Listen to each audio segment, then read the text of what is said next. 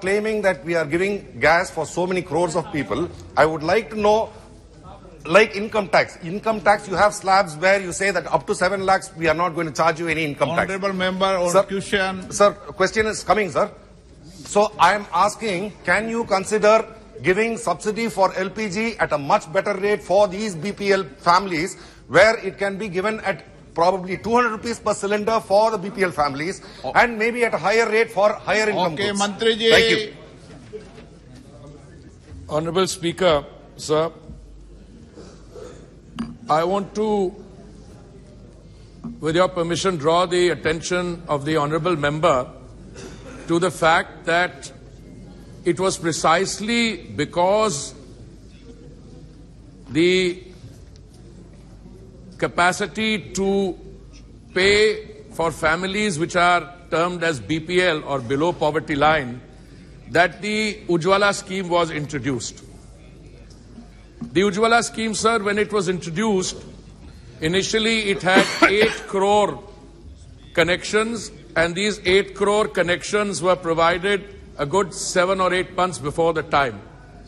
We reissued another 1 crore 60 lakh cylinders under the Ujjwala scheme, where the lady member of the household is presented free of cost a cooking top and a cylinder.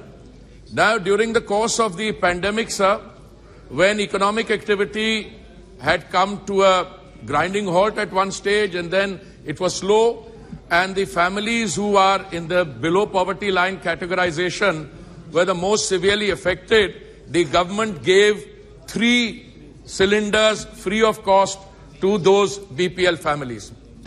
Sir, insofar as prices are concerned, I should like to submit through you, sir, to the House that we import 60% or thereabouts, perhaps even more sometimes, of our requirements. We have to import them. The import price, sir, is linked to what is called the Saudi CP or the Saudi contract price.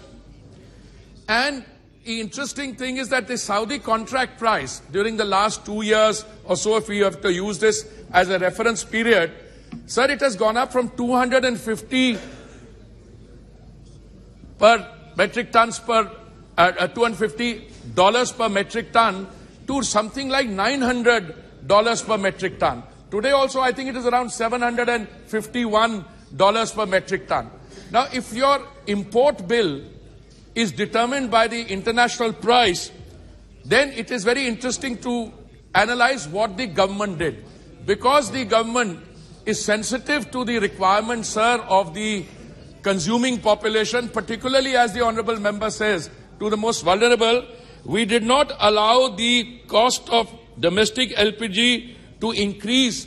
Saudi contract price, sir, went up 333%, and yet the price increase was very small for the domestic thing. In May 2022, precisely as the honorable member states, we introduced a 200... Sir, I would like to complete this. आपको इजाजत नहीं दी, आप इनका जवाब मत दिया करें। एक बात सुन लें, प्लीज बैठें, प्लीज बैठे मंत्री। कोई भी माननीय मंत्रीगण नीचे बैठे कोई व्यक्ति टिप्पणी करता है तो आप उसका जवाब मत दिया करें। ये लाइन आपको कहीं दे दिया, लेकिन आप उन पर बहस करना चाहते हैं। उनसे तो सर बहस करना, मैं कौन होता हूं बहस से, इतने विद्वान हैं, लेकिन आप चर्चा मत करो। हैं तो मैं कौन होता हूं? मैं जिनको अलाउ करूं उनका जवाब दो आप। Sir, I want to conclude this that at the end of the day, sir, at a time when the Honorable Prime Minister was providing 3 free meals, dry rations, to a very large segment of our population, even at that stage, we did not allow the price of domestic LPG to go up. Now, at the end of the day, that 200 rupees subsidy, what is a subsidy? It is taxpayers' money. And as the Honorable Member says, the ones who are most vulnerable, we are always ready. Left to this House and the Honorable Prime Minister, it would be ideal if the international or the Saudi contract price could come down from 750 further down. It would enable domestic LPG to be sold at even more economical rates. So I wish to submit this in response to what the Honourable MP has said, and I always stand ready to be able to. I would also be able to provide further Honourable details member on this. Sir. supplementary. Thank you, sir. Sir, I was only trying to reiterate that 33% of a family's income goes towards gas is probably not acceptable and how it can be alleviated. My next question is, what is the status of your investment in Mozambique, sir, where there is a huge project which is taken by Total and there are some unrests over there, and if that happens, probably gas can be made a lot more cheaper in India. So I would like to know what is the status of the project which is happening in Mozambique. Sir, I want to thank the Honourable Member. It is my understanding that at least the context that I have set out and the international situation. Sir, as part of the many initiatives which have been taken during the last several years, import of gas, acquisition of assets outside, increasing domestic production of gas. Sir, I'd like to inform the Honourable Member through you, sir, that last year our domestic production went up by 18%. This year also it's going up 18%. But for an economy which is thriving, where the rate of growth is 6.5% and 7%, where our growth rate, sir, is 3 times the global average. So we have a situation, the more demand for energy is arising on a daily basis. Insofar as the investment in Mozambique is concerned, sir, the Honourable Member has referred to unrest. Sir, there is an issue there. We are in partnership with an international group of companies. He mentioned one of them. And there are local conditions which are of, I would say, I would perhaps call it unrest is too mild a term, but there are issues of dealing with a form of insurgency there. We are in touch with these people, and the project is under what is called force majeure. And the $6 billion investment by Indian companies, we are very confident that due to the negotiations we are having both with government parties and the others, people taking on responsibility, we will find a way and to navigate through this problem so that gas not only from Mozambique but from several other sources where we are getting gas from, and at the end of the day the international price is determined by a variety of factors. And you know, one of the analysis I read, sir, was in a few years' time, this will be all a thing of the past because there will be so much gas available. But we have to navigate the next 2 or 3 years through the kind of global situation as it exists today and as it is evolving. Thank you, sir. Srimati Supriya Sule. Sir, I would just like to ask the Honourable Minister, I appreciate you saying that for Atmanirbhar Bharat in 9 years you've managed to increase, but you're still at 60%. So from where did you start to bring it to this 20%, which you said you increased it by 16 and 16?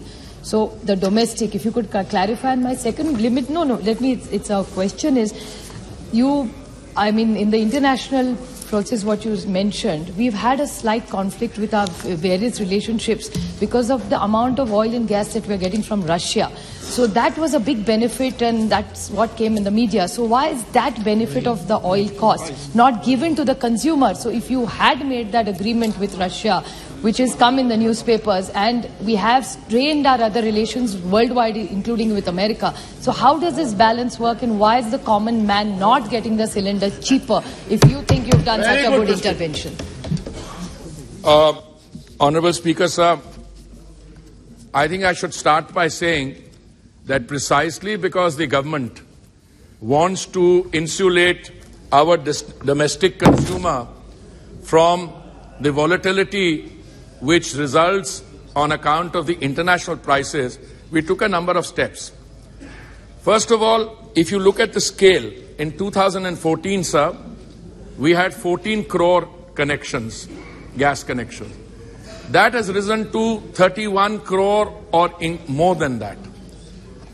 Today, apart from the 31 crore connections, several other things have happened. Our gas pipeline, which was at something like 14,000 kilometers in 2014, we are taking it to 33,500 kilometers.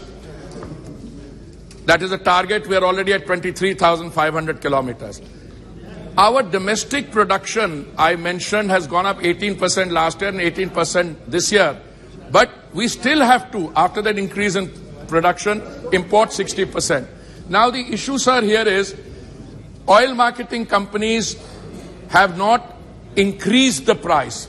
They took a massive loss, huge losses on account of the fact that they were not able to pass through onto the consumer the international price at which they were importing. So they had 28,000 crores lost, for which the government compensated them for 22,000 crores. Equally, insofar as petrol and diesel prices are concerned, sir, on two occasions, thank you for giving me this opportunity. In November 21 and again in May 22, मैंने गीता विश्वनाथन का announce कर दिया, आप बैठ जाइए. गीता विश्वनाथन जी.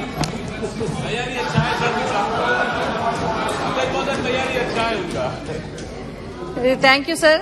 I convey my thanks to Honorable Minister for more and more connections given to under Ujjwala scheme. Sir, thank you. But I would like to know from the Honorable Minister, it is estimated that rural households with LPG connections are spending 6.7% of their income on fuel, which was 40% than the amount they were paying. Honorable Member, short mein. Shifting to LPG, thereby forcing them to make unfair choices about their basic standards of life. I would like to know from the Honorable Minister. माननीय मंत्री जी, माननीय सदस्यगण, मैं आपसे फिर आग्रह कर रहा हूं, अपना क्वेश्चन शॉर्ट में पूछो, नहीं तो जितना लंबा क्वेश्चन पूछोगे माननीय मंत्री जी उतना डबल जवाब देंगे. I must seek, sir, I'm happy to provide a shorter answer, provided to know what the question is. Sir, insofar as rural household spending is concerned, sir, I again reiterate, the government has taken a number of steps and very effective to insulate the consumer by bringing the price of petrol and diesel. They have not gone up since 6th April last year. Throughout the world, the increases are astronomical. In India, petrol and diesel prices in the OMC pumps have not gone up since 6th April of 2022. I think this point, sir, needs to be appreciated. Equally for gas, we have not allowed the increase in the Saudi contract price to be reflected in the domestic price.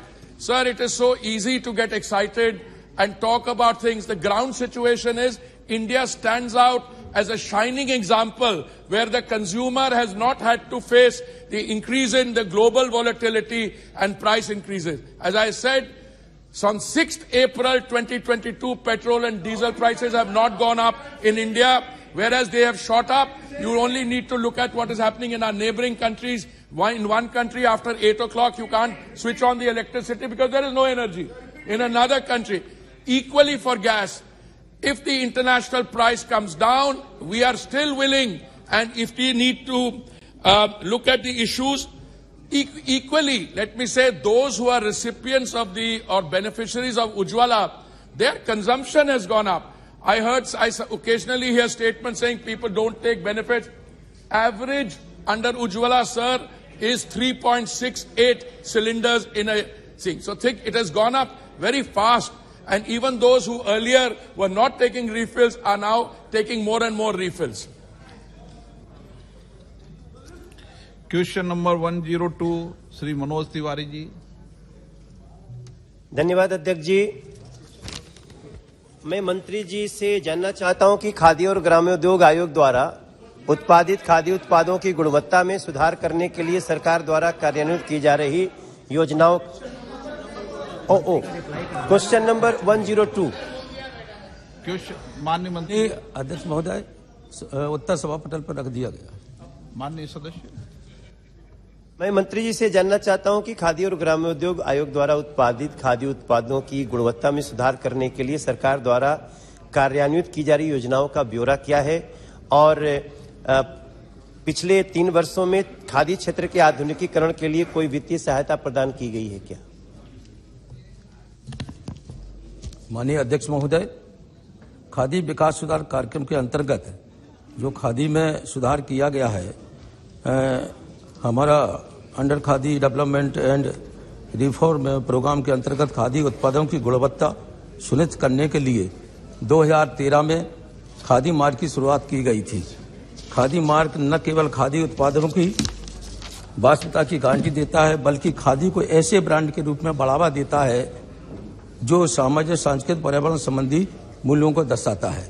माननीय सभापति महोदय, खादी विकास योजना के विज्ञान और प्रौद्योगिकी घटक के अंतर्गत उत्पादों की गुणवत्ता बढ़ाने, कारीगरों की उत्पादकता और आय में वृद्धि करने, मानव परिश्रम को कम करने, बाजार की मांग के अनुसार नए उत्पादों को विकसित करने तथा स्थानीय कच्चे माल का कुशलतापूर्वक उपयोग करने के लिए विभिन्न अनुसंधान विकास कार्यक्रम चलाए गए हैं।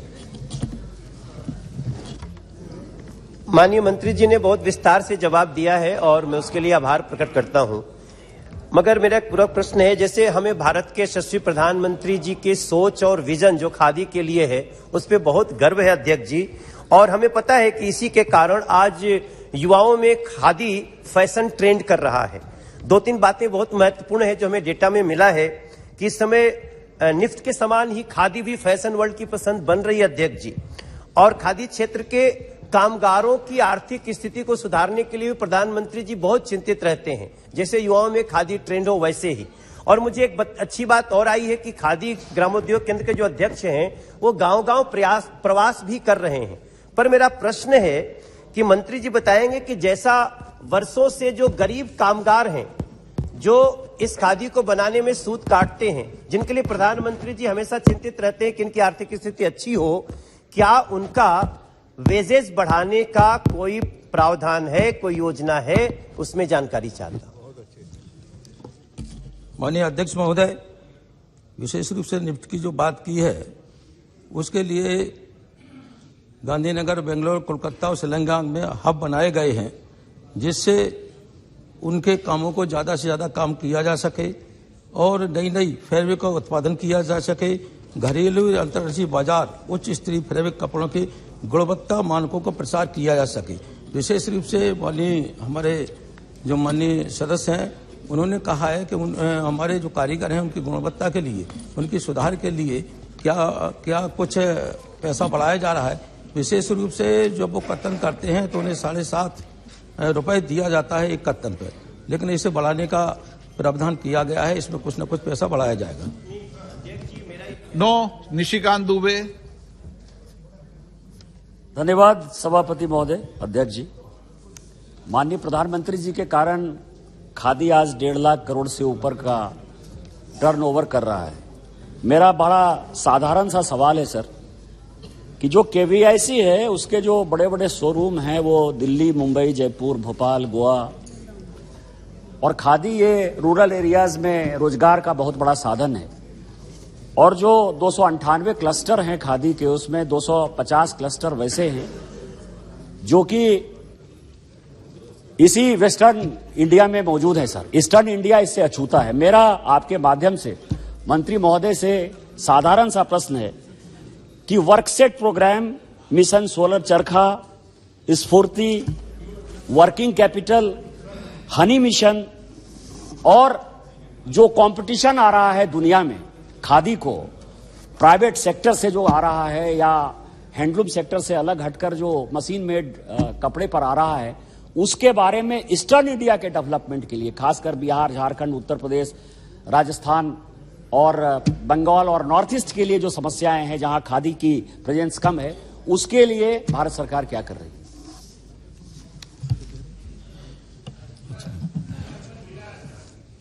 अध्यक्ष महोदय, सम्मानीय सदस्य ने जो प्रश्न पूछा है उसके बारे में मैं कहना चाहता हूं। खादी का विस्तार के बारे में माननीय पंतप्रधान जी का इस विभाग पर अच्छे तरह से ध्यान है। खादी का विस्तार होने के लिए काफी तरह की योजना है, आज तक शुरू हो गई है। उसका संदर्भ अभी राज्य मंत्री ने दिया है। क्लस्टर के बारे में जो राज्य में जिस इलाके में क्लस्टर अभी तक पहुंचे नहीं है, वहां क्लस्टर देने के प्रयोजन सरकार कर रही है और रोजगार भी बढ़ाने का कोशिश है। खादी से रोजगार बढ़ाने की कोशिश करने के लिए ये प्रावधान किया जाता है और खादी में अलग अलग योजना, गुणवत्ता में सुधार, चरखों में जो सुधार, इसमें इस कौशल्य विकास के माध्यम से आधुनिक टेक्नोलॉजी के वजह से ये खादी में सुधारने का काम चालू है और ज्यादा रोजगार निर्माण करके उत्पादन खादी के कामगार को बढ़ाने की कोशिश चली है। Shrimati Kanimozhi. Sir, we know that the khadi craftspeople and the weavers have been really affected during COVID.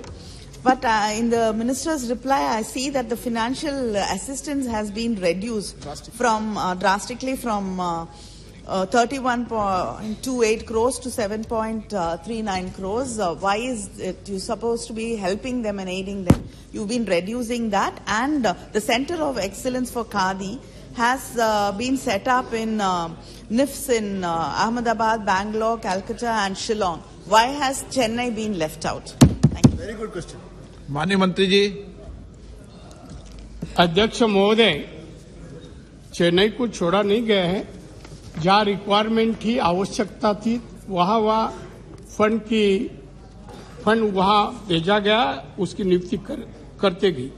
19-20 में 31 करोड़ दिए गए थे, 20-21 में 12 करोड़ दिए गए थे, 21-22 में 7 करोड़ दिए गए। एक जो अमाउंट कम होती गई है, उसी समय बैंक के माध्यम से जो लोन मिले थे 150 करोड़, आज भी 145 करोड़ इस डिपार्टमेंट के बाद बैलेंस है। वो जहाँ भी आवश्यकता है खादी के लिए, खादी की टेक्नोलॉजी पहुंचाने के लिए, खादी के चरखा चलाने वाले को वहाँ कुछ ही चीज की आवश्यकता हो तो 145 करोड़ आज भी डिपार्टमेंट के पास है। Shri B Mahtab ji. Thank you, Honorable Speaker, sir.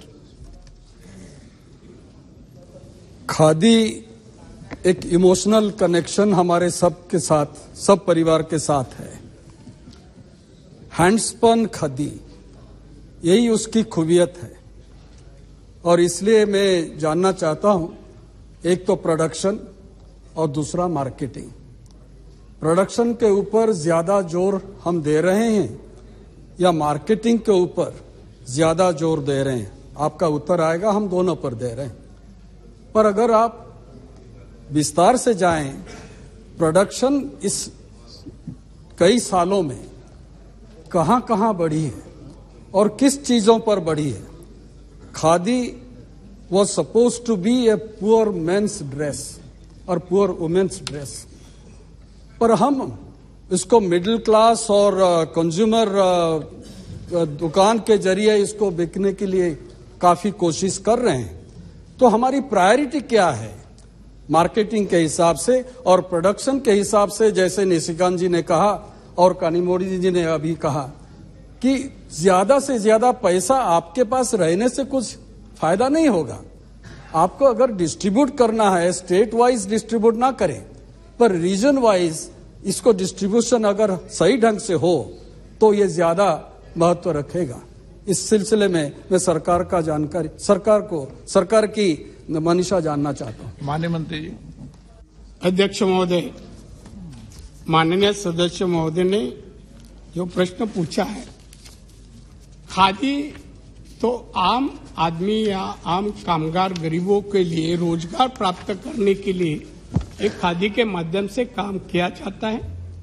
Khadi में सुधार हो, ज्यादा से ज्यादा कामगार को रोजगार मिले, अच्छा उत्पन्न मिले, इसमें कोशिश में सरकार काम कर रहा है। जहां आवश्यकता है, इसमें काफी स्किल डेवलपमेंट के माध्यम से भी हम सुधार कर रहे हैं। और जो बेस है खादी का, खादी शुरू किया जिस कारण से वो बेस शुरू रहे, क्वालिटी वाइज खादी अच्छा निर्माण हुए और मार्केटिंग इसलिए कर रहे हैं कि उसे मार्केटिंग करेंगे। जो कामगार खादी बनाते हैं, कपड़ा बनाते हैं, वो मार्केटिंग करने के बाद ही उनको पैसा आ जाएगा। तो हमारा ध्यान खादी में रोजगार देना है, कामगारों को पर कैपिटा इनकम में किस तरह से सुधार हो, यह हमारा सरकार का उद्देश्य है। क्वेश्चन नंबर 103 से मोहन भाई कुंडारिया। माननीय मंत्री जी। Sir, a statement is laid on the table of the House. माननीय सदस्य।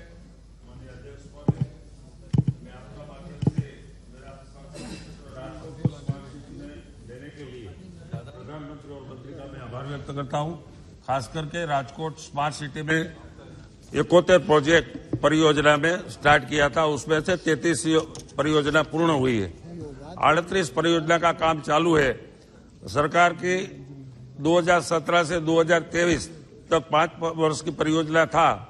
वो जो प्रोजेक्ट 38 चालू से उसमें समय मर्यादा बढ़ाने के लिए सरकार कोई सोच रहा है क्या? Honorable Speaker, sir, I want to thank the honorable member for raising this question on the smart city project in Rajkot.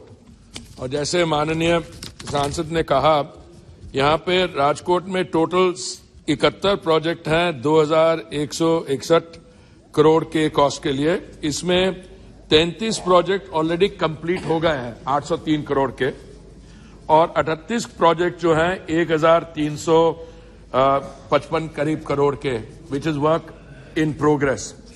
Sir, अभी ये जो योजना है इसमें फंडिंग जो है जून 2023 तक की हमने प्रोविजनिंग की है, और जिस तरीके से राजकोट में काम हो रहा है, माय असेसमेंट सर इज के Rajkot is one of the more successful amongst the successful smart city projects.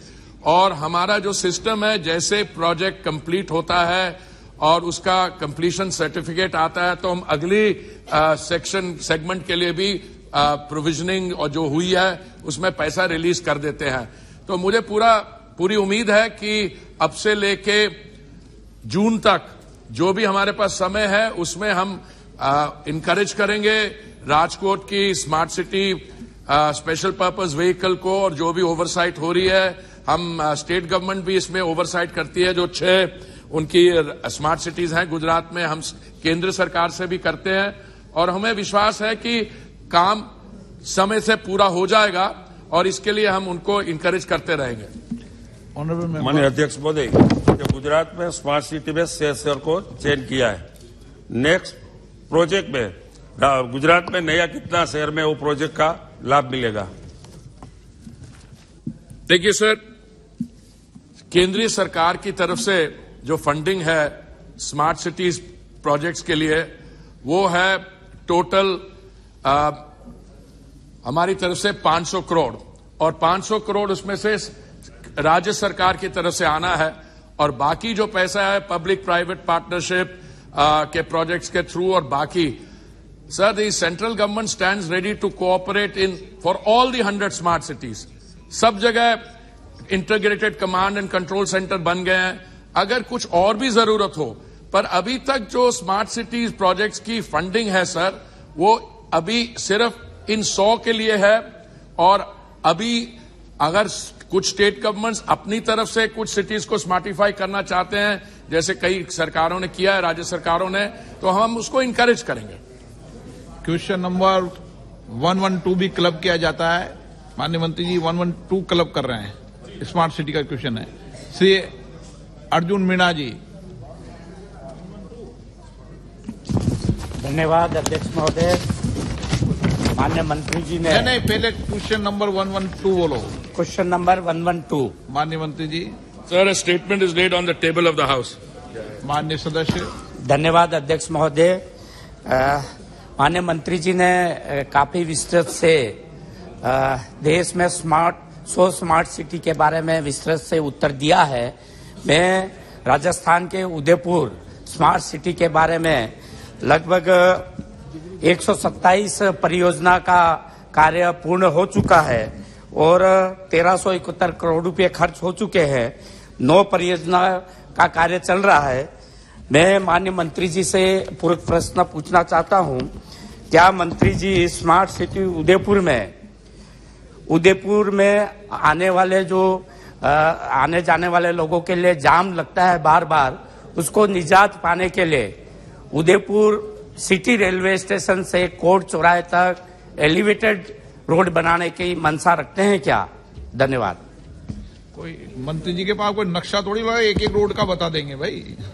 आप तो जनरल क्वेश्चन पूछो ना इस रोड से ऑनरेबल स्पीकर सर, सबसे पहले तो मैं उदयपुर की जो स्मार्ट सिटी है मैं उनको बधाई देना चाहता हूं। नेशनल रैंकिंग में आज वो 5वें स्थान पे है and it's a very successful smart city project. पर मैं with due modesty I also want to say sir that Udaipur is one of the most beautiful cities और even before the smart city project commenced in June 2015, Udaipur already had a very heavy footfall of tourists visiting the many beautiful locations there. And I am personally, I've greatly benefited from these visits. Sir, जो smart city projects में individual projects take up किए जाते हैं, वो state की तरफ से आते हैं। और इस समय मैं समझता हूं कि जो उदयपुर में आप देखिए तो 127 projects work has been completed 1372 crore. Work order stage पे 9 प्रोजेक्ट्स हैं 257 crore. Since only a few months are left for the projects to be completed, मैं समझता हूं इस समय कोई नया प्रोजेक्ट उसमें इंट्रोड्यूस करने के लिए स्कोप कम है। बट राज्य सरकार के एफर्ट से, केंद्रीय सरकार से एफर्ट से, अगर जो माननीय the honourable member mention traffic congestion and he had asked for an elevated roadway, these are all projects that can be considered by the concerned agency under different provisions which are available, sir. राज्य सरकार आपसे सलाह नहीं लेती, वो तो खुद ही change कर देती है। शशि थरूर जी। Much, Mr. Speaker. Speaker, I was looking at the Minister's response and I must say I'm concerned about the very uneven pace of implementation of the Smart Cities mission, given that there are only about 4 months left for the ultimate deadline of June 2023 for the 100 cities, sir. If I take one example or one pair of cities that were both selected in September of 2016, you take Varanasi on the one hand and you take Atal Nagar in Chhattisgarh. Varanasi, pretty much every program has been done, 98 out of 104 according to your website, whereas Atal Nagar, in fact, only 3.8% of the projects, that is 2 out of 53 are completed. So my question to the Honourable Minister is, first, how do you explain these discrepancies and the unevenness in the implementation of the smart city projects? Prime Minister. Secondly, how do you account for the delays? If there are some cities where there are major delays, there must be some common factors that your ministry has studied to understand why these projects are not getting complete. And finally, sir, how does Thiruvananthapuram fare in this league table of uneven implementation? Thank you, Mr. Speaker. You should be the Prime Minister. Sir, आप वरिष्ठ सदस्य, education का काम तो राज्य सरकार करेगी ना, तो सुपरविजन करेंगे। Sir, I have a very simple question. The honourable member knows, and I know the rest of us know, that when you read facts and figures and statistics, you have to be a little careful. Sometimes the time for a project under construction to be completed is very little. But till the completion certificate comes, it will be shown as work under progress. Sir, almost all 100 cities are doing fairly well. Some, due to the COVID period, there was a slowdown, or there were local factors, जैसे आपने sir hint किया from the chair, कि जो राज्य सरकारें होती हैं उनका भी इसमें रोल होता है। सो अभी जो केरला में स्मार्ट सिटी प्रोजेक्ट है, मैं समझता हूं इस पे हमें honourable member and I can have a special seminar along with other members to discuss it. But I don't think that it would be appropriate for me to share my assessment on why some things don't happen in state governments. It may not be in the spirit of the discussion we are having.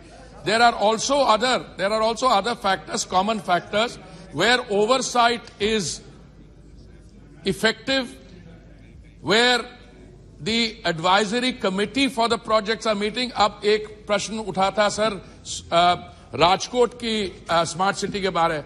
मुझे बहुत खुशी होती है आपको ये बताने में कि उसकी जो एडवाइजरी कमेटी है, जिसमें honourable MP is also a member, उनकी 16 मीटिंग्स हो चुकी हैं। हर एक क्वार्टर में उनकी मीटिंग होती है।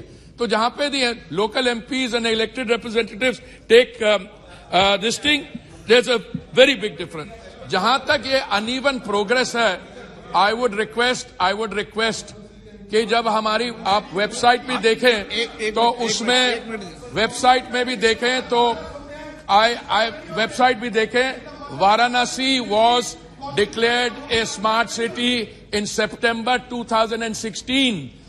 Atal Nagar came in round 3 much later. So to compare something which is in round 1 to something which is in round 3 also requires what I call, and if I may have your permission, it's what is called a statistical hop, step and jump, which I think educated members and analysts should try and avoid indulging in.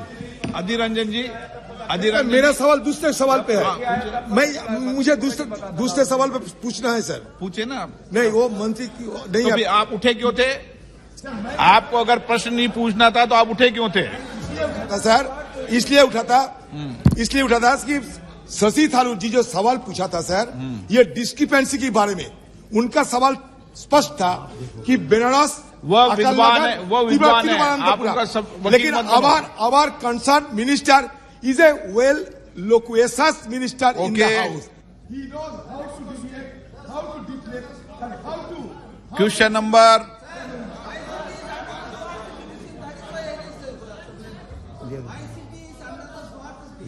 Smart city तो 100 member of parliament की 100 को allow कर दूंगा क्या? 100 city 100 member of parliament के smart city तो 100 को allow कर दूंगा क्या? No 104 Shri B B Patil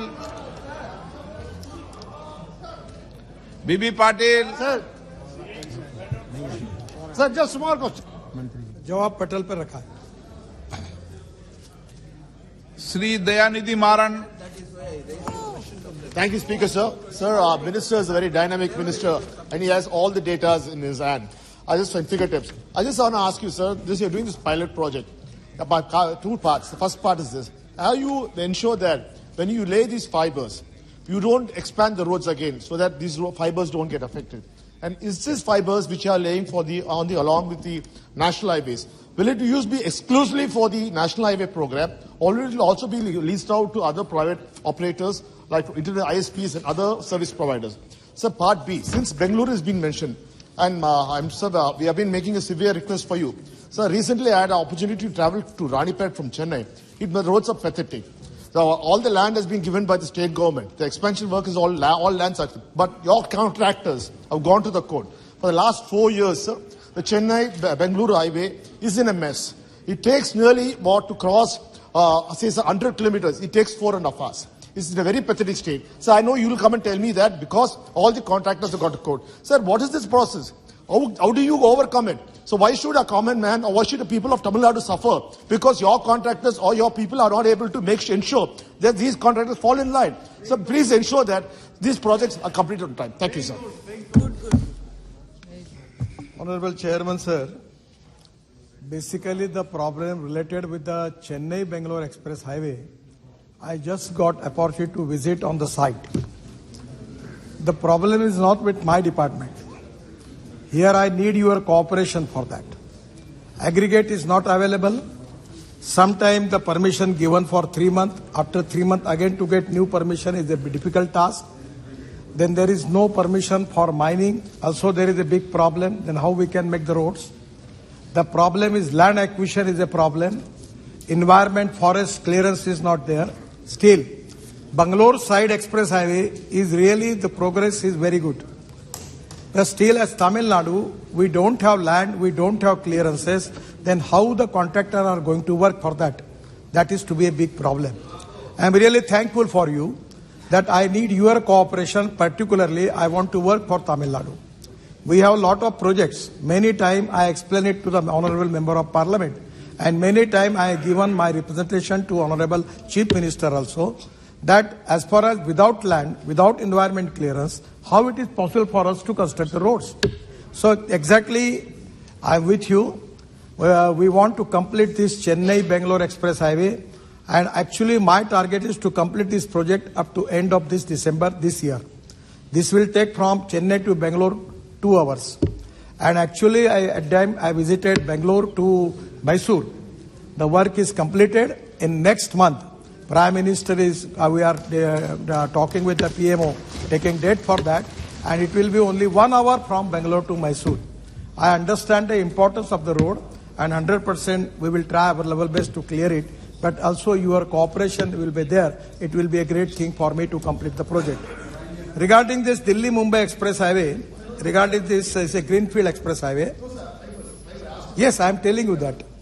We are working on that. About our mandate is only to construction of road. But now in many times, petroleum minister, they need land acquisition for making of gas pipeline, making of petrol and diesel, other things they need. They are making lot of big project. Then there is some of the optic fiber, the other department are doing lot of work. The idea is experimentally for a pilot project, we are doing two projects. One is Delhi-Mumbai Expressway, Greenfield Expressway, and the other is Hyderabad-Bangalore Industrial Corridor, that is Brownfield Expressway. We have already appointed the agency Andhra Pradesh Urban Infrastructure Asset Management Limited, appointed by our NHLML, that is the organization in our NHI. And now the planning is that the cost is very high because it comes in crores, 6 to 7 crore rupees per kilometer. The idea is we can make a duct where we can make a petroleum pipeline, we can make IT fiber line. Also there will be pipe, PVC pipe or the LDP pipe or HDP pipe for using for optic fiber cable. Then we can use electric cable also, and that can be easy because we don't need any land for that because already acquisition is there. We can save the money on that. So Prime Minister program on Gati Shakti, we have to create cooperation, coordination and communication between the stakeholders. On the basis of that we are doing. But now I am thankful for honorable member to asking me this question. Now we are framing the policy whether it is possible to work on BOT.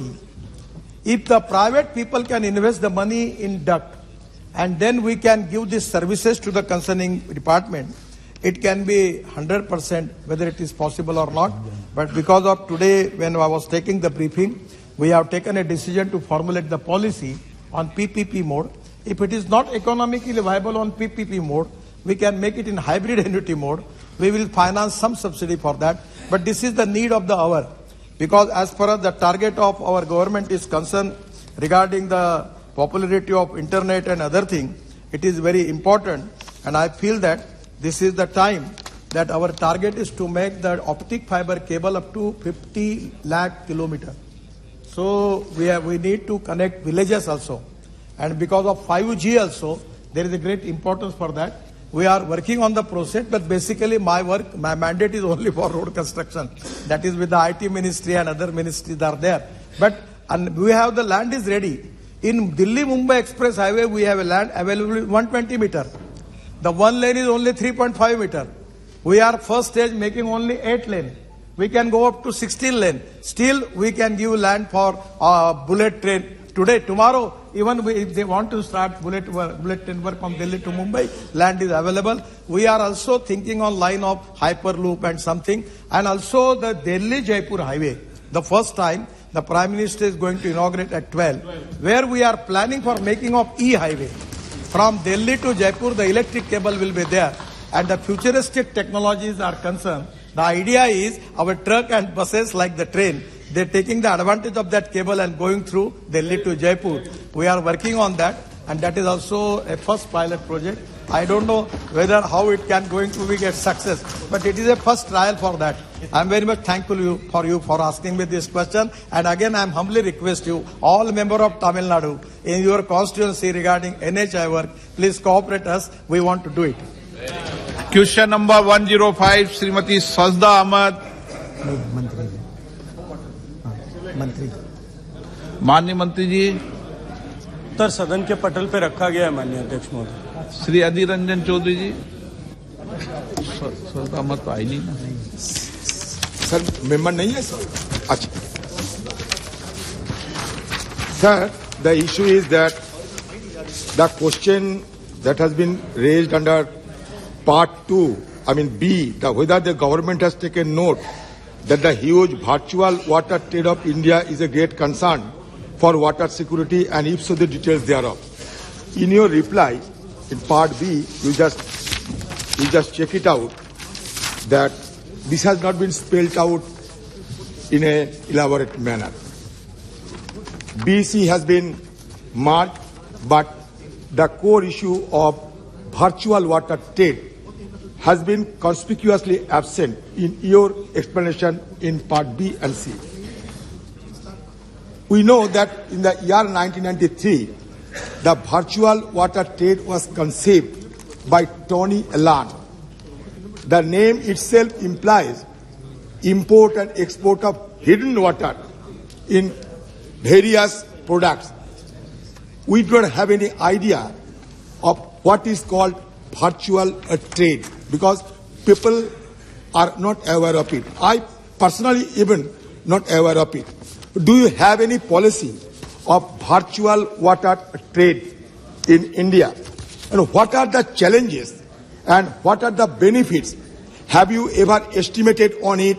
Because in the prevailing situation, I think this could be considered. But the question was raised, but the answer is seriously deficient. So that is why I thought it prudent to flag your attention. धन्यवाद माननीय अध्यक्ष महोदय। माननीय सदस्य ने virtual water trade के बारे में अपनी अनभिज्ञता और सदन की अनभिज्ञता के बारे में चर्चा की है। जिन सज्जन का नाम माननीय सदस्य ने लिया है, उन्होंने एक अध्ययन करके ऐसा बताया कि बहुत सारे क्योंकि जो भी कुछ उत्पादन होता है, चाहे भोजन का उत्पादन है, जो कपड़े हम पहनते हैं उसका उत्पादन है, जो हम सेवाएं जो हम उपयोग में लेते हैं, हर एक तरह की सेवा में कहीं न कहीं पानी की आवश्यकता होती है।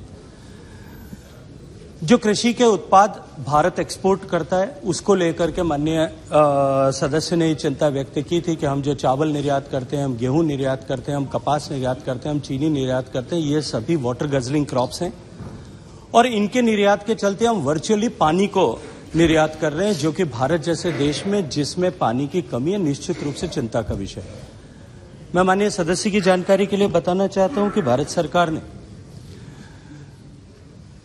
जो कृषि के क्षेत्र में पानी उपयोग होता है, इसके उपयोग को कम करने के लिए निरंतर प्रयास किए हैं। माननीय प्रधानमंत्री जी के नेतृत्व में हमने स्मार्ट इरिगेशन को बढ़ावा देने के लिए, प्रेशराइज्ड पाइप्स के माध्यम से इरिगेशन को बढ़ावा देने के लिए, जिसके लिए सामान्यतः माना जाता है कि 20% पानी की बचत होती है। और मैं यहाँ उल्लेख करना चाहता हूं मध्य प्रदेश का, कर्नाटक का, महाराष्ट्र का, गुजरात का, इन सरकारों ने इस दिशा में बहुत बेहतरीन काम किया है। इसके अतिरिक्त जो है पर ड्रॉप मोर क्रॉप से आपको जानकारी होगी, माननीय प्रधानमंत्री जी ने कहा कि हमें हर एक बूंद से अधिकतम उत्पादन हो सके, इस दिशा में काम करना चाहिए। माइक्रो इरिगेशन को प्रमोट करने के लिए भी सरकार काम करती है। इन सब के अतिरिक्त भी यदि मैं माननीय सदस्य और सदन की जानकारी के लिए निवेदन करना चाहता हूं, आप सबको इस विषय का संज्ञान है कि इस वर्ष को भारत के माननीय प्रधानमंत्री जी के आग्रह पर और अनुरोध पर मिलेट ईयर के रूप में घोषित किया गया है। मैं ऐसा मानता हूं कि जिस तरह से दुनिया में फूड पैटर्न्स चेंज हो रहे हैं और उसके कारण से जो अवेयरनेस बढ़ रही है, it's an opportunity for our nation, क्योंकि हम दुनिया में सबसे ज्यादा मिलेट्स पैदा करने वाले देश हैं, सबसे ज्यादा वैरायटी ऑफ मिलेट्स पैदा करने वाले देश हैं। अगर इस समय में हम अपने किसानों को उसमें प्रोत्साहित करके अपने देश में और पूरे विश्व भर में उपभोग के लिए मिलेट्स पैदा करें तो हम वाटर फुटप्रिंट को नीचे ला सकते हैं। इसके अतिरिक्त भी वाटर फुटप्रिंट को कम करने के लिए विशेष रूप से, क्योंकि ये चावल के संदर्भ में कहा गया है, चावल के उत्पादन में आईसीआर ने इस तरह की सीड वेराइटीज को डेवलप किया है कि उन सीड वेराइटीज से पानी के उपयोग को 1/4 25% तक लाया जा सकता है। जहां 1.2 से 1.8 मीटर तक स्टैंडिंग वाटर, क्यूबिक मीटर तक स्टैंडिंग वाटर की आवश्यकता है, उसको 30 सेंटीमीटर तक रिड्यूस किया जा सकता है। क्योंकि पानी और कृषि दोनों राज्य का विषय है, नीचे इस विषय को, इन टेक्नोलॉजीज को, वेराइटीज को प्रोपोगेट करने की जिम्मेदारी प्राथमिक रूप से राज्यों की है और बहुत सारे राज्यों ने इसमें बहुत अच्छा काम भी किया है। मैं हरियाणा का यहां विशेष रूप से उल्लेख करना चाहता हूं।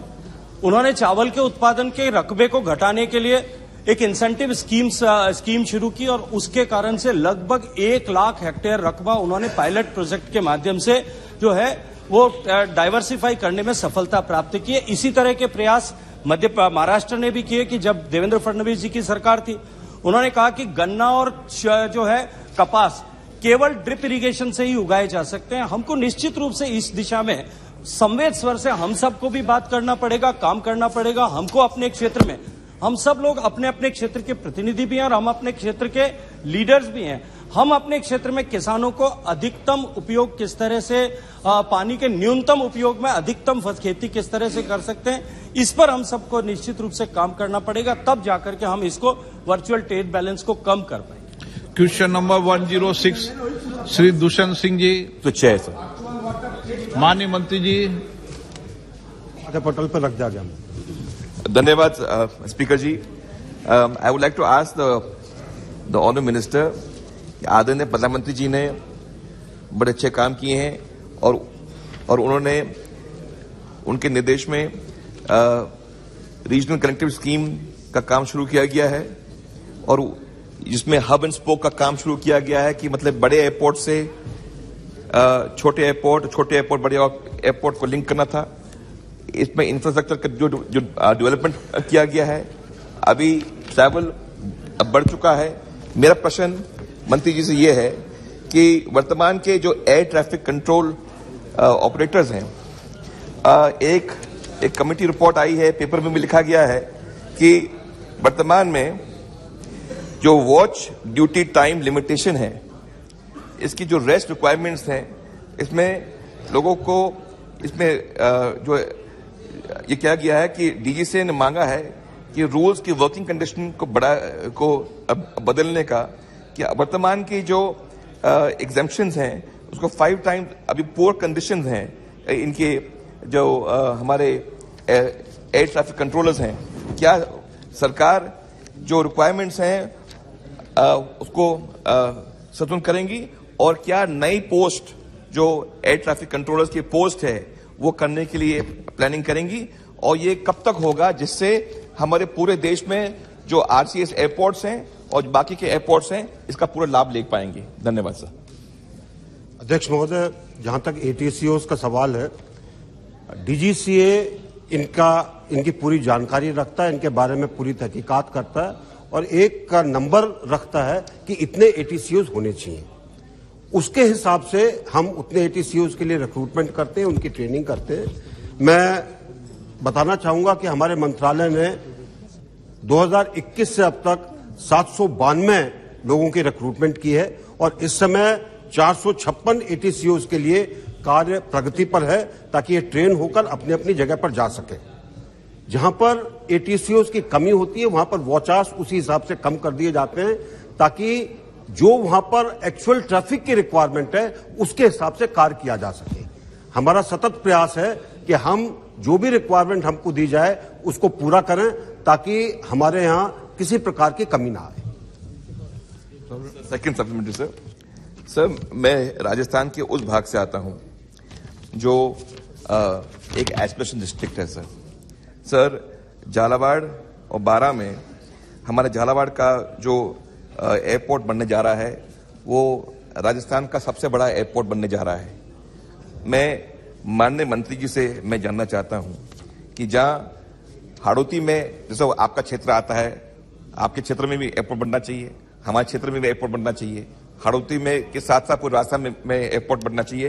क्या वर्तमान की सरकार राजस्थान के लिए जो आरसीएस रूट्स में हमारे एयरपोर्ट्स में नए रूट्स प्लान करेंगी, और प्लान करने के साथ हमें अश्योरेंस चाहिए कि हमारे एस्पिरेशन डिस्ट्रिक्ट के लिए क्या सरकार हमारे आरसीएस रूट करके देगी, जिससे हमारे जो नए एयरपोर्ट बनेंगे, जिससे हमारे जो बच्चे पढ़ने आते हैं हमारे क्षेत्र में, बिहार से आते हैं, उत्तर प्रदेश से आते हैं, नॉर्थ ईस्ट से आते हैं, उनको आने जाने में, और अब जो हब एंड स्पोक का जो आपका स्कीम अब चल रहा है, क्या हमारे छोटे छोटे एयरपोर्ट्स को भी आप प्रोत्साहन करेंगे और आरसीएस रूट से जोड़ेंगे, और क्या झालावाड़ को इस रूट से आप जोड़ने की प्लानिंग कर रहे हैं क्या?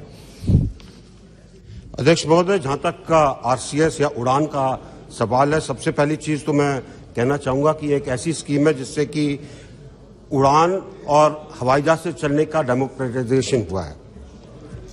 उड़ान एक मार्केट ड्रिवन स्कीम है जिसके अंदर एयरलाइंस समय समय पर जो बिड्स होती हैं उसके अंदर भाग लेती हैं और जिन रूट पर वो जाना चाहती हैं अपने व्यवसाय के एनालिसिस के बाद उसको वो लेती हैं।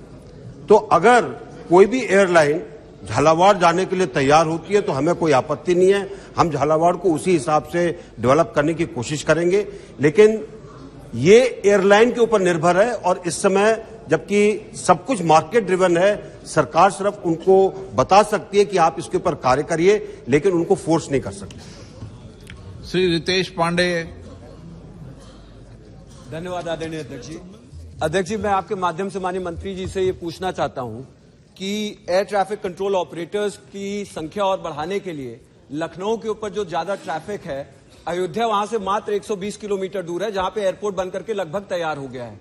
वहां पे फ्लाइट्स आने से एयर ट्रैफिक कंट्रोलर्स की वहां एम्प्लॉयमेंट और बढ़ेगी और अयोध्या और अंबेडकर नगर, आजमगढ़ जैसे जिलों के लिए एक उपलब्धि जो है वहां पे, बस्ती भी जो है वहां पे एक उपलब्धि बढ़ेगी।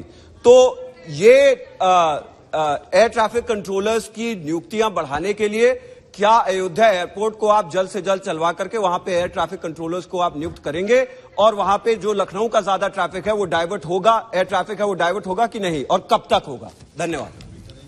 अध्यक्ष महोदय, सबसे पहले तो मैं ये कहना चाहूंगा कि ट्रैफिक डाइवर्ट नहीं किया जाता, सिर्फ जब कोई इमरजेंसी आती है तभी डाइवर्ट होता है। एयर ट्रैफिक अपने रूट्स के ऊपर चलता है, जहां पर हवाई जहाज ठीक से जा रहा है, हवाई अड्डा ठीक है, मौसम ठीक है, हवाई जहाज वहां पर उतरेगा। लेकिन जहां तक इस नजदीकी का सवाल है, जब भी एयरपोर्ट तैयार होगा, जब भी उसके ऊपर हवाई जहाजों का चलन होगा, एटीसीओज की जो भी रिक्वायरमेंट है उसकी पूरी की जाएगी। Question number 107 Shri Balashowry Vallabhaneni. 107 माननीय मंत्री जी।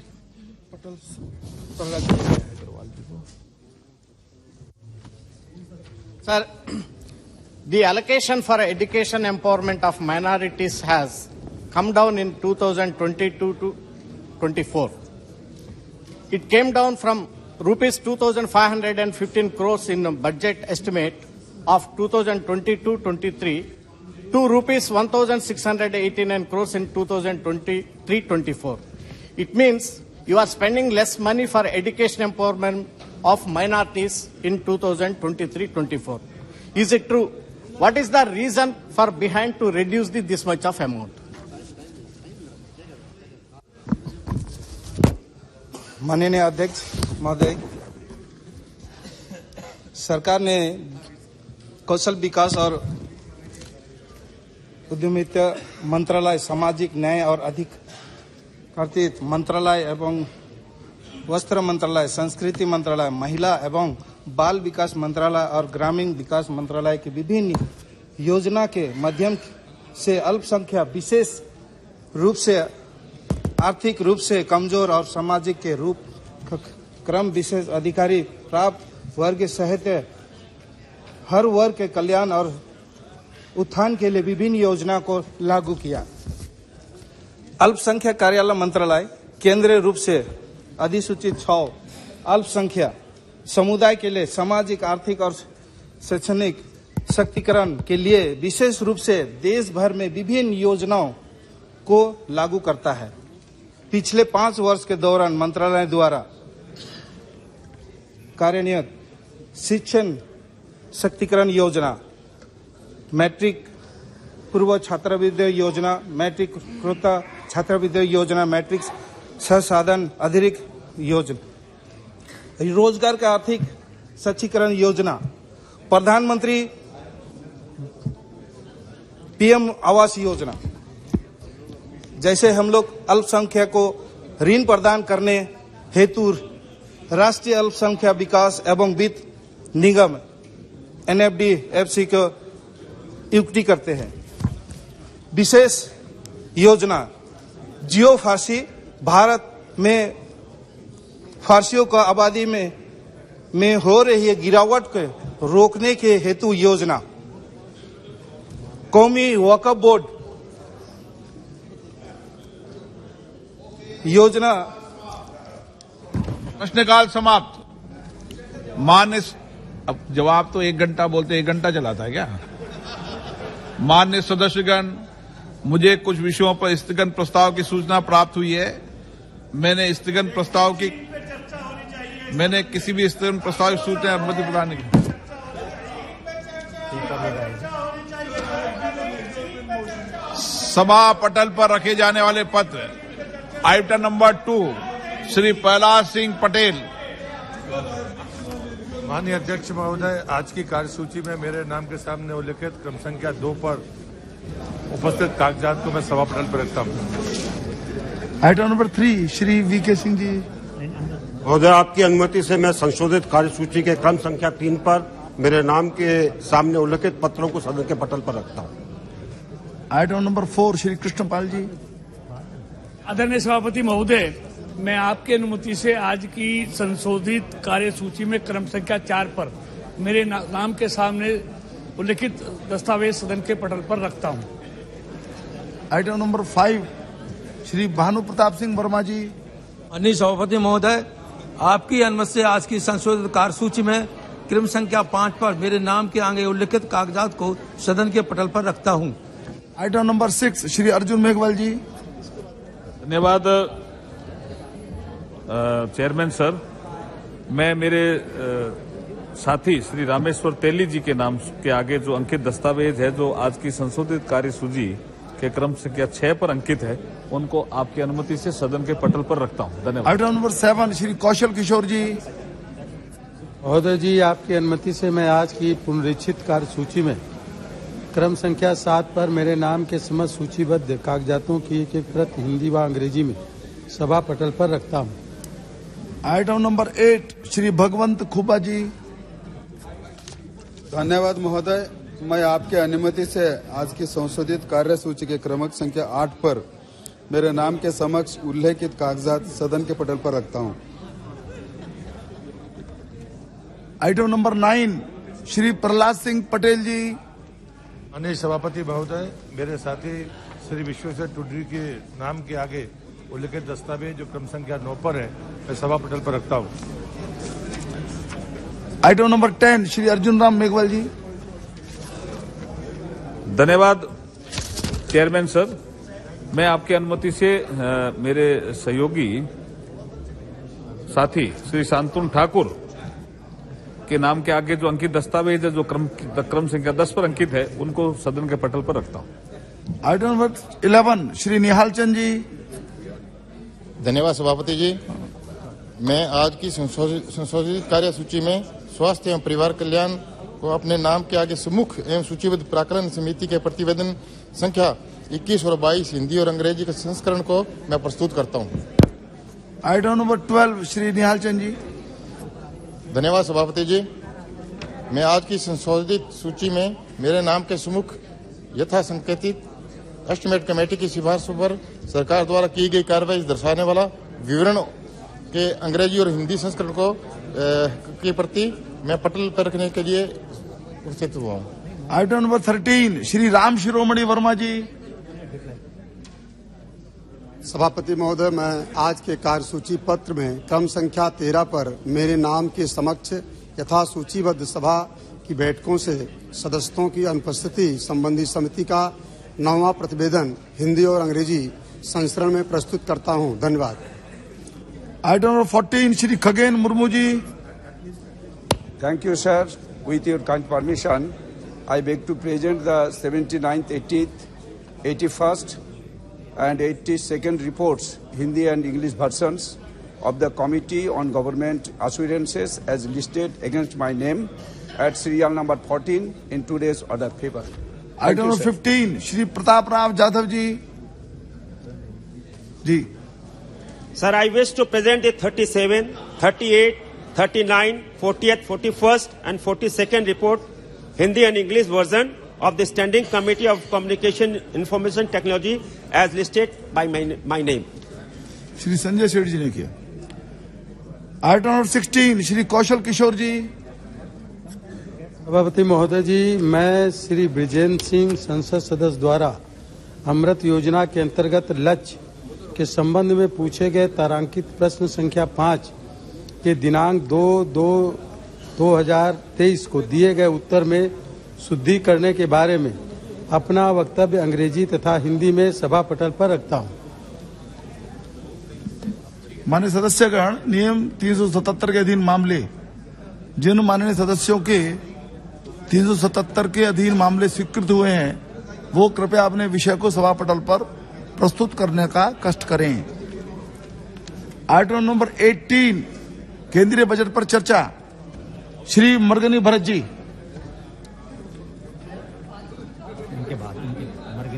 Sir, our party is given 30 minutes of time, sir. So kindly make sure of that time. आप बोलिए तो। वही तो, party is given 30 minutes of time, sir. अब please start. Sir, at the outset, I am so grateful to place my views on the national budget 23-24, sir.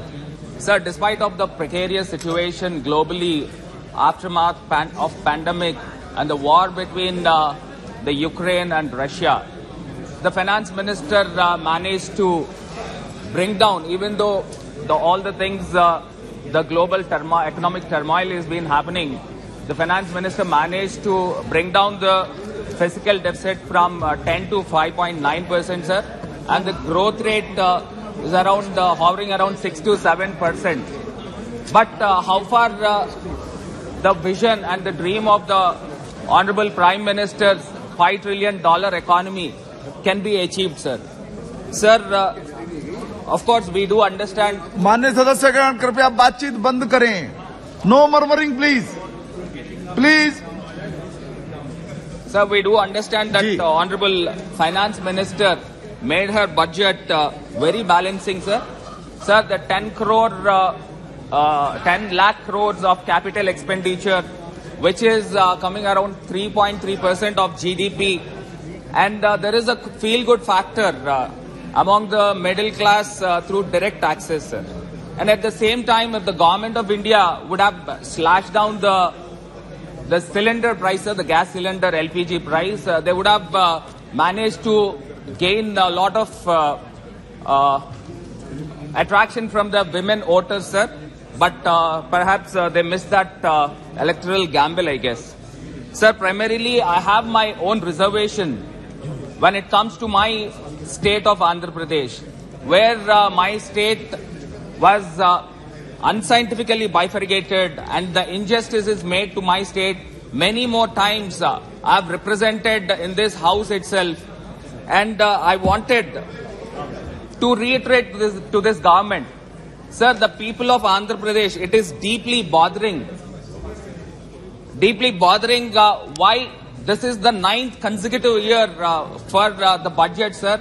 There is no prominent allocations made to my state, sir. And it is really, really heart-wrenching for the state of Andhra Pradesh, sir. Sir, as I said, the Andhra Pradesh state was bifurcated by the same old Congress party without any rhyme or reason, sir. Sir, just only for the political foul play or the political benefits, they have splitted the Andhra Pradesh state, divided. It's just like a birthday cake, sir. There is no any scientific evidence. When the state is getting bifurcated, they should have to see the repercussions, what is going to happen. But as I said many more times, the Hyderabad capital city is given to the Telangana, sir. Never in the history of independent India, when the state got bifurcated, the capital city will be restored with the residual state, sir. But here it is completely turned around. Sir, here the people of Andhra Pradesh invested our sweat and blood for about 70 years, sir. Sir, in turn, what we have achieved, and the great Hyderabad city has went to the state of Telangana, sir. Sir, now, as I said, sir, 9 years of the budget, there is no prominent allocations for the state. And also, that the act is made in this floor of the house, and the government of India should have to honor the act, sir, should have to implement the act, sir. But now the ruling party has left the people of Andhra Pradesh in lurch, sir. And I wanted to reiterate, sir, which is very loud and clear. And the parliament should have the ears to hear my voice, sir. And all the country should have to understand, sir. Sir, these and the Prime Minister, Mr. Manmohan Singh, has promised in the floor of the Parliament that in compensation for the bifurcation, Andhra Pradesh will be given the special category status, sir. So what all the benefits, what we get from this special category status, I would like to read out, sir. The preferential treatment in central assistance, the concession on excise duty to attract the industries, additional budgetary support from Government of India, 90% will be shared by the Government of India in centrally sponsored schemes and 10% can be availed through loans. Sir, the tax concession to attract the industry, sir. Above all the above assurances approved by the Union Cabinet in March 2014. Sir, here Telangana is not the new state, sir. Andhra Pradesh is the new state. We have been facing the burdens, we have been facing the troubles since 9 years and the Telangana agitation for 4 years. So we are really dying for the development, sir. So all these 13 years we have lost the time for the development, sir. Sir, secondly, I would like to convey to this House that Article 4, it says that the bifurcated state under the Article 3, the supplemental, incidental, consequential measures has to be taken care by the government and the parliament, sir. Where are all these? I've been asking, sir. Sir, for the better understanding, so many the ruling party, I would like to quote in Hindi also, sir. Sir, मैं आपके माध्यम से आदरणीय अध्यक्ष महोदय को अवगत करना चाहता हूं. मुझे ऐसा लग रहा है, सर, मैं थोड़ा इतिहास को याद दिलाना चाहता हूं, सर. भगवान राम को 14 वर्ष वनवास को भेजा गया था. उसी प्रकार हमारे आंध्र की जनता के साथ 10 साल का अन्याय किया गया, सर. सर, मैं आपके माध्यम से आदरणीय प्रधानमंत्री जी को विनम्रता पूर्वक से अनुरोध करता हूं, सर, आप भगवान राम के भाई भरत जैसा आंध्र राज्य को अपने कंधों पे रखकर विकसित रूप से स्पेशल कैटेगरी स्टेटस दिया जाए, सर. मेरा विनती है, sir. He himself is Bharat. Thank you. He himself is Bharat. Sir, yes, carry on, please. Sir, and the AP Reorganization Act, sir, I would like to come to the AP Reorganization Act of 2014. The less I speak on this, the more the ruling party will be in the comfort zone, sir. Sir, we are not here to enjoy the luxuries. We are not here to enjoy the comforts. We are here to sweat it out and protect the rights of our country, and especially for the rights of my Andhra Pradesh state. We are here to make the legislation, sir. And here I request through you, sir, to the government to honor the act, to implement the act. Sir, where we have to go, sir. And this is after all a number game, sir. We are just 25 in number. That doesn't mean our voice is low. Our voice is loud and clear, sir. But the government should honor the act which is passed in this very house, sir. And I would like to mention the few of the points which is included in the AP Reorganization Act, sir. Sir, the new railway zone. Sir, the railway zone has to be given to the state of Andhra Pradesh, sir, the South Coastal Zone, which is also included in the Act itself. But 9 years happened, nothing is being done, sir. And regarding the Polavaram project, the Honorable Minister rightly here in this house, sir, Gajendra ji, I'm just requesting you, sir, this is almost 9 years happened, and the revised estimation, which is around 55,000 crores, but that was estimated for 2019 and 20. And this year is 2023, sir. But how much the estimates will grow? And this is all the public money. We are not giving from our pockets. But this escalation will grow on and grow on. And we are wasting the money of the public, I guess, sir. Because the project has to get completed. And the last government, sir, I'm clearly stating, the last government has taken the contract of Polavaram project. And what they have did for the Polavaram project, 9 years happened. There was then lapses in the technicality. That diaphragm wall was breached. And up till now, that particular thing is not being addressed. The investigation is going on and some technicalities is coming into the picture. But nothing has been happening since 1 year, sir. The project has been stalled since 1 year, sir. Kindly, I request the Honorable Minister to make the cognizance of this particular issue, sir.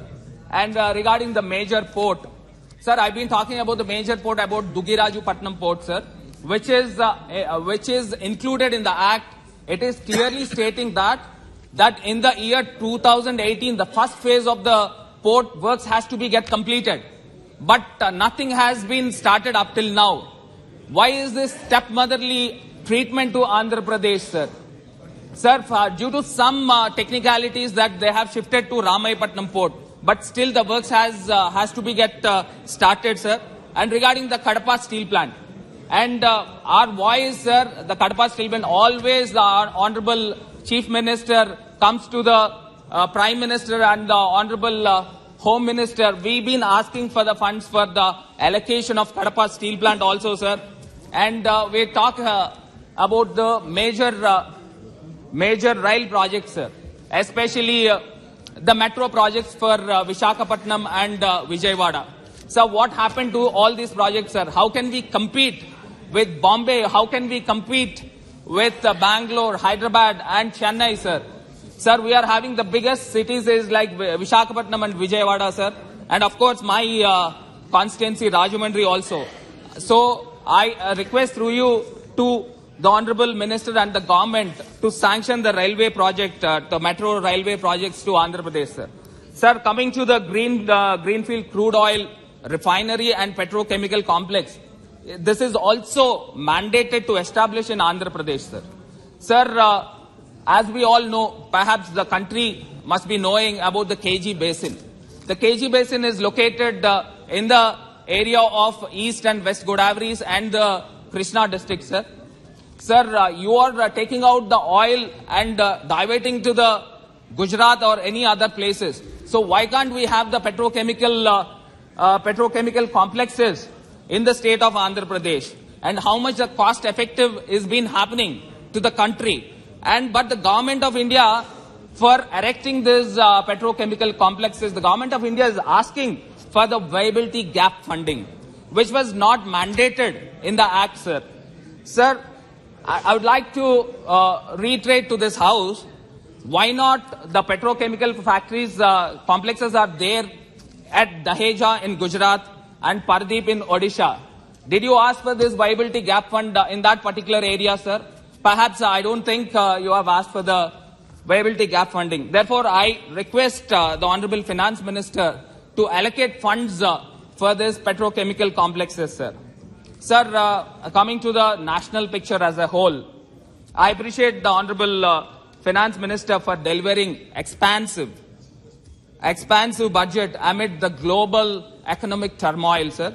It is good that she has opened the strings and pleased the taxpayers, especially in the view of the upcoming 9-state elections, sir. However, financing the fiscal deficit is challenging, sir. Sir, look at the receipts and the expenditure.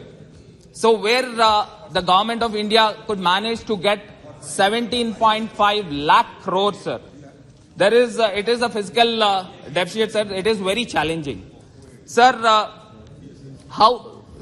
House would be very happy if the Finance Minister explains and elaborates the roadmap where these golden eggs are going to invest and how can these golden eggs hatch to become the golden goose, sir.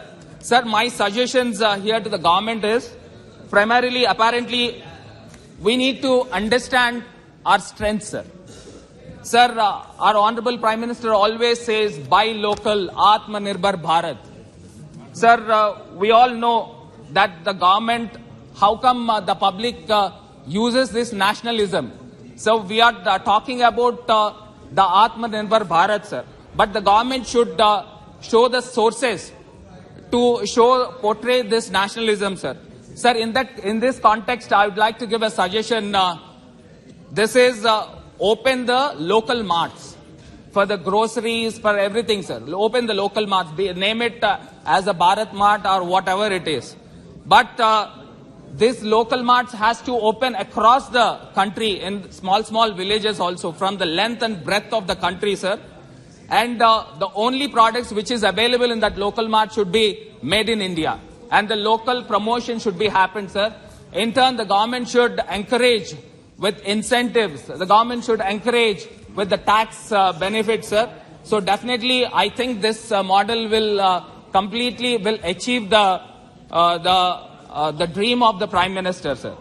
And coming to the imports, sir, as we all know that imports, the crude oil is the maximum imports what we've been importing to our country, sir. So the alternative for this, the government is in this budget happened to allocate some 33,000 crores in the green energy and 17,000 crores in the renewable energy. Sir, in the state of Andhra Pradesh, we are encouraging the pump storage, which is the hybrid model which is trending now, sir. The Honorable Chief Minister, Mr. Jagan Mohan Reddy ji, has also inaugurated 5,000 megawatt of this pump storage model, sir. So perhaps the country should think on this grounds and to extend across the country, so that at least by this year, if we can curtail to 20% of the crude oil imports, that will be a very good move, sir.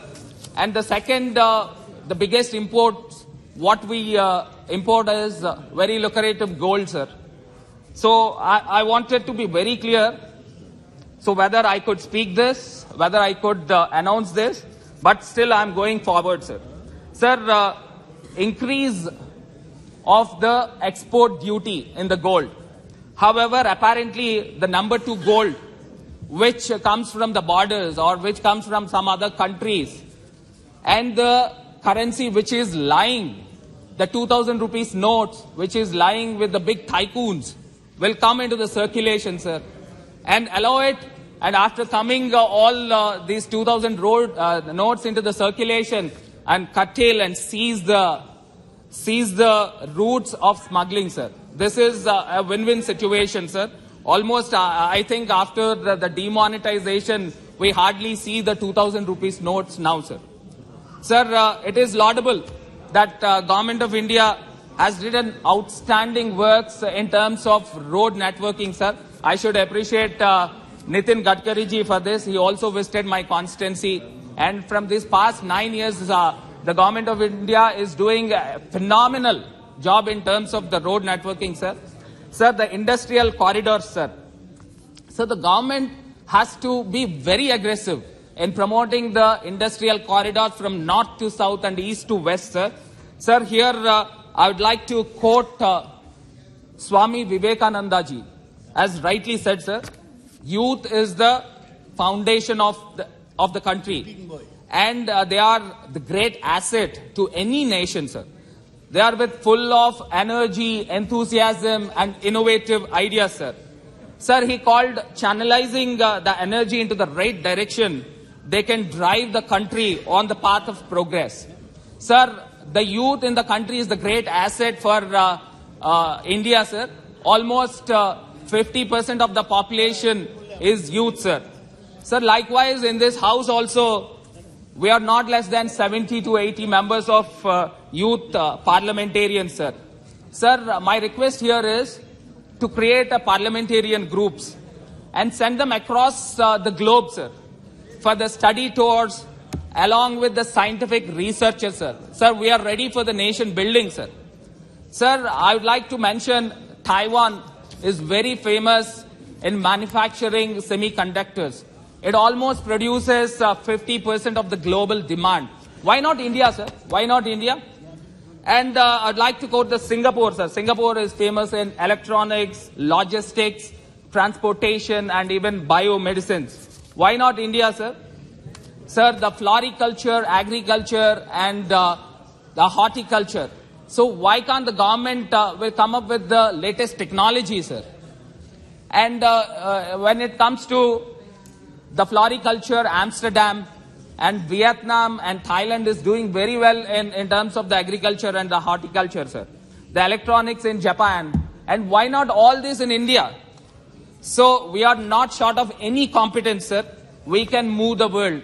But at the same time, constructing this industrial corridor, creating SEZs, creating MSMEs, creating small-scale industries, it will create, it will generate, it will accelerate the flow of money, sir. Sir, one thing everybody should remind that our strength we need to identify what are our strengths. We have a vast coastline. It is almost thousands of kilometers, sir. Sir, the marine products, the exports are really, really high, sir. So why can't the government concentrate? Of course, the government has allocated 6,000 and odd crores in PM Matsya Sampada, but still it is not enough. Sir, even Vietnam, even the Singapore and the nearby country, Bangladesh, is doing very well in terms of aquaculture, sir. We need to promote more, sir. In my state of Andhra Pradesh, under my leader, pragmatic leader, Y.S. Jagan Mohan Reddy ji, we are constructing 9 fishing harbors without the support of Government of India. So kindly consider this suggestion also, sir. Sir, finally, I wanted to reiterate to this government. Sir, if you look at the breakups in sector-wise, 46% of the population are under agriculture, sir. Sir, how much the contribution of GDP through agriculture is just 20%. Sir, just because of lack of technology, just because of the promotion from the government, the farmers has to understand. The government should push the farmers to inculcate the new technology, sir. Sir, see Vietnam, how best they are doing. Get the scientific scientists or trainers from the different places of the world and train our farmers. Definitely we could contribute more, sir. Sir, every youngster should feel that I can do agriculture when I become elder. But none of the youth in the country are ready to do the agriculture, sir. This is the fate of the country. And the second thing is 32% of population dependent on service sector, sir, and contributing phenomenal and extraordinary. The highest is 54% of our GDP, sir. And 21% of the people are dependent on industry, sir. Sir, contributing 26% of the GDP, sir. And it has to be also improved, sir. Sir, with these suggestions, with these points, I'd like to conclude. Before concluding, sir, with the folded hands, sir, from the people of Andhra Pradesh and on behalf of my Chief Minister, I request Government of India to grant us special category status, honor the act. Sir, we are like a small baby, sir. I request the Government of India to care us, nurture us with empathy, and with just a father figure is there in front of us, sir. But why the government is not honoring the act, sir? Why the government is not implementing the act, sir? Sir, with these words, I conclude. Definitely, the God is there, sir. God is watching everything. Definitely, the good days will come to the state of Andhra Pradesh. Thank you so much, Shri sir. Saukat Rai ji.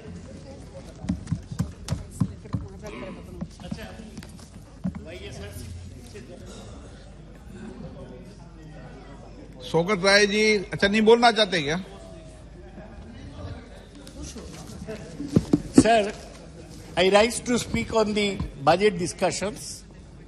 It is very unfortunate that yesterday also budget discussions took place. Today it is taking place. The finance minister has not been present on either occasion. The budget discussions belong to the Lok Sabha. Rajya Sabha has no power. I understand the finance minister is from the Rajya Sabha. Why isn't she there either of the day? What is he talking about? आज प्रधानमंत्री जी का day है वहाँ question का प्रधानमंत्री जी वहाँ गए हैं इसलिए जितने भी मेंबर जो राज्यसभा के मेंबर हैं वो वहाँ प्रेजेंट हैं क्वेश्चन डे के कारण वो आ रहे हैं वो दोनों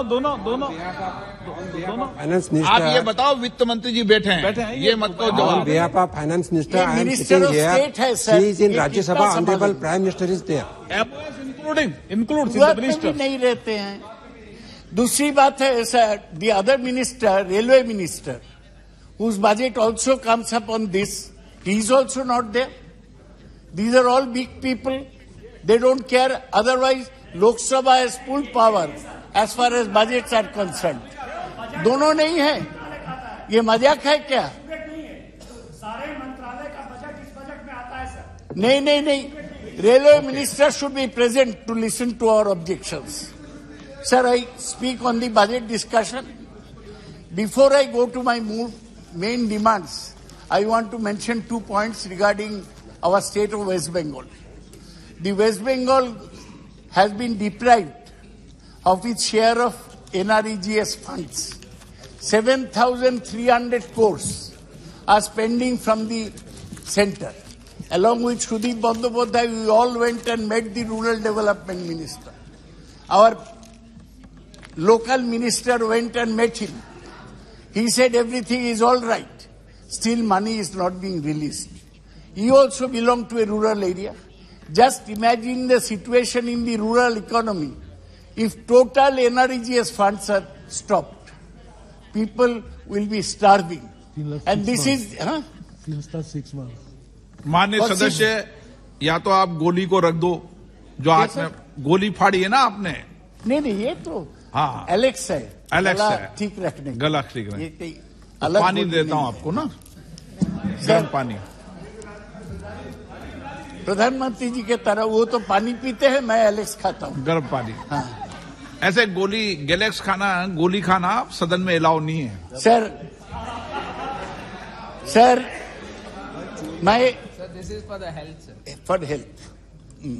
Now, I demand that the money for NREGS for West Bengal should be released immediately. And the government should give up its cruel attitude. Number two, I have to speak something about railways.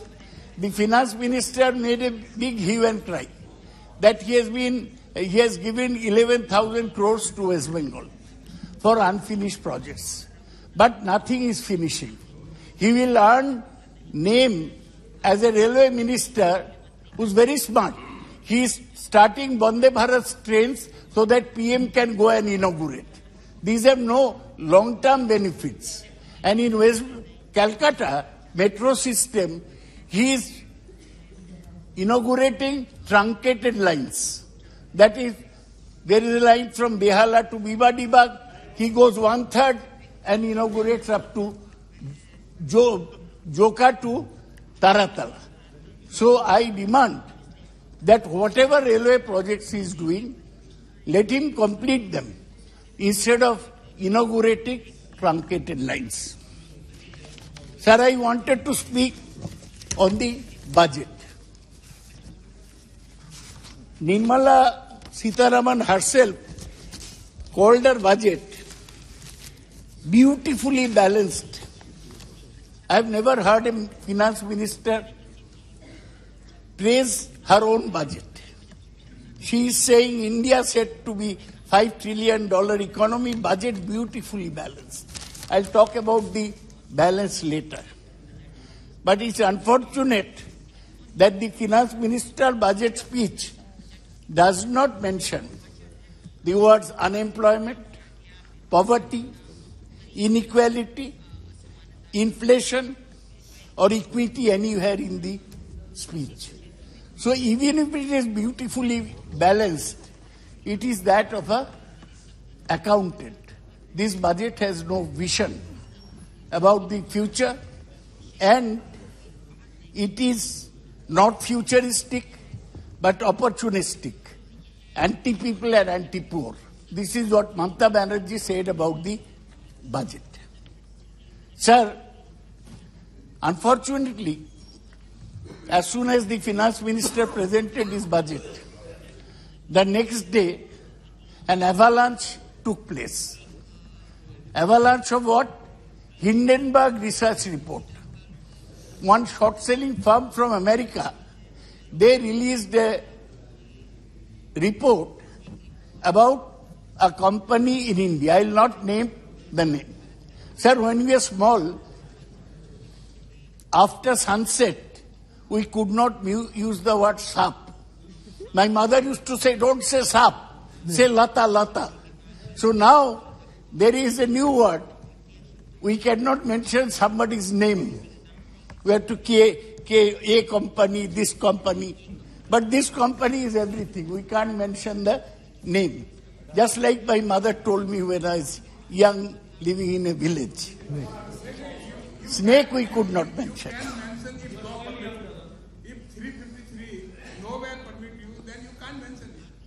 Either you get... You have become the new spokesman for the ruling party to prevent the opposition protest. You have become the new spokesman after being dropped from the ministry. You have started explaining everything. Go back to the ministry. You are chairman of the Jan Vibhag and chairman of Jan Vibhag. अरे That आप is, इधर that बात is the करा new way. आप बात है ना माननीय सदस्य Sir, इधर करा करो कोई नियम हो तो इधर बताओ उसको क्यों नियम बता रहे हो Some भाई professional hecklers have sprung up. Their job is to disturb the opposition whenever they speak. I cannot take concern about them. Now, sir, I'll be very brief on this matter. I have other things to speak about.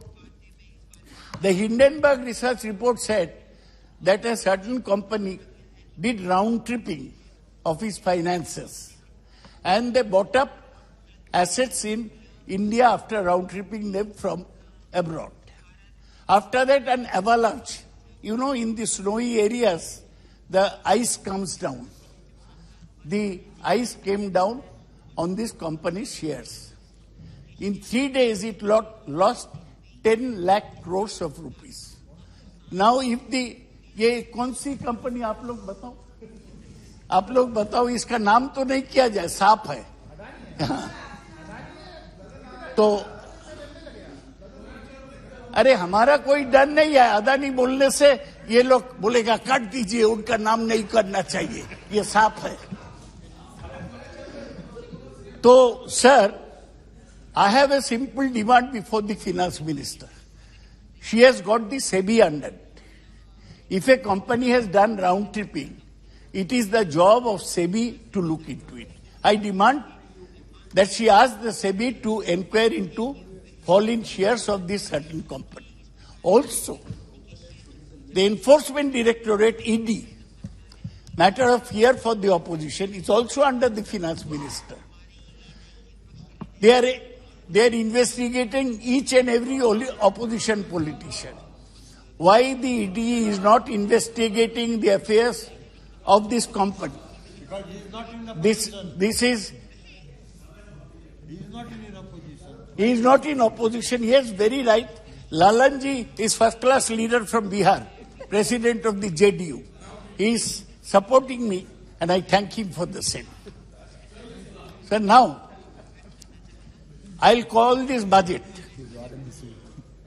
basically an anti-farmer, anti-poor, anti-rural areas budget.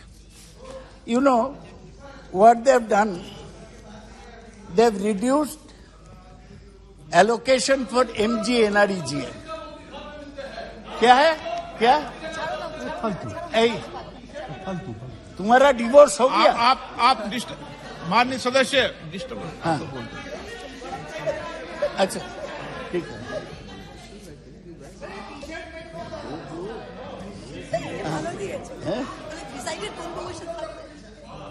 Sir, there has been reduction in the allocation of MG NREGA and cut in food, fertilizer and petroleum subsidies. This is anti-poor. Sir, you will know that food subsidy has been cut from 2.87 lakh. Sir, what is it that I am saying that is objectionable? Please, this young man is shouting. He is shouting. Please. You put him down, sir. Food subsidy has been cut from rupees 2.87 lakh crores to rupees 1.97 lakh crores. Fertilizer subsidy has been cut from rupees 2.25 lakh crores to 1.75 lakh crores. These cuts will expose Indian farmers to the vagaries of the global market and render the economics of agriculture even more fragile. This is a very serious matter. This should be looked into. Sir, what were you expecting?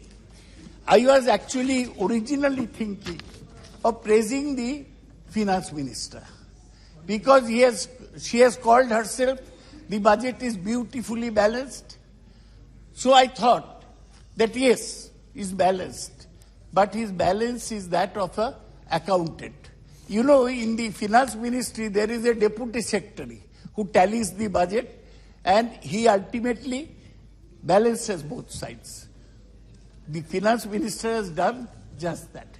This was the opportunity when inflation was under control, GDP was rising, current account balance was better, fiscal deficit was under control. This was the time to take a big step forward. What did Abhijit Vinayak Banerjee say at the time of pandemic? He said that give some cash dole in the hands of the poor.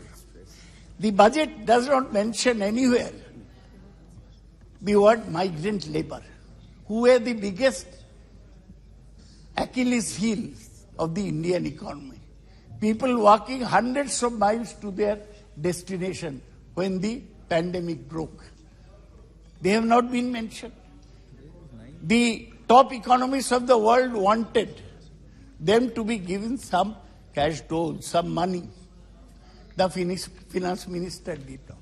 The other thing she could have done in a stable macroeconomic situation, she could have reduced the prices of petrol, diesel, and of LPG.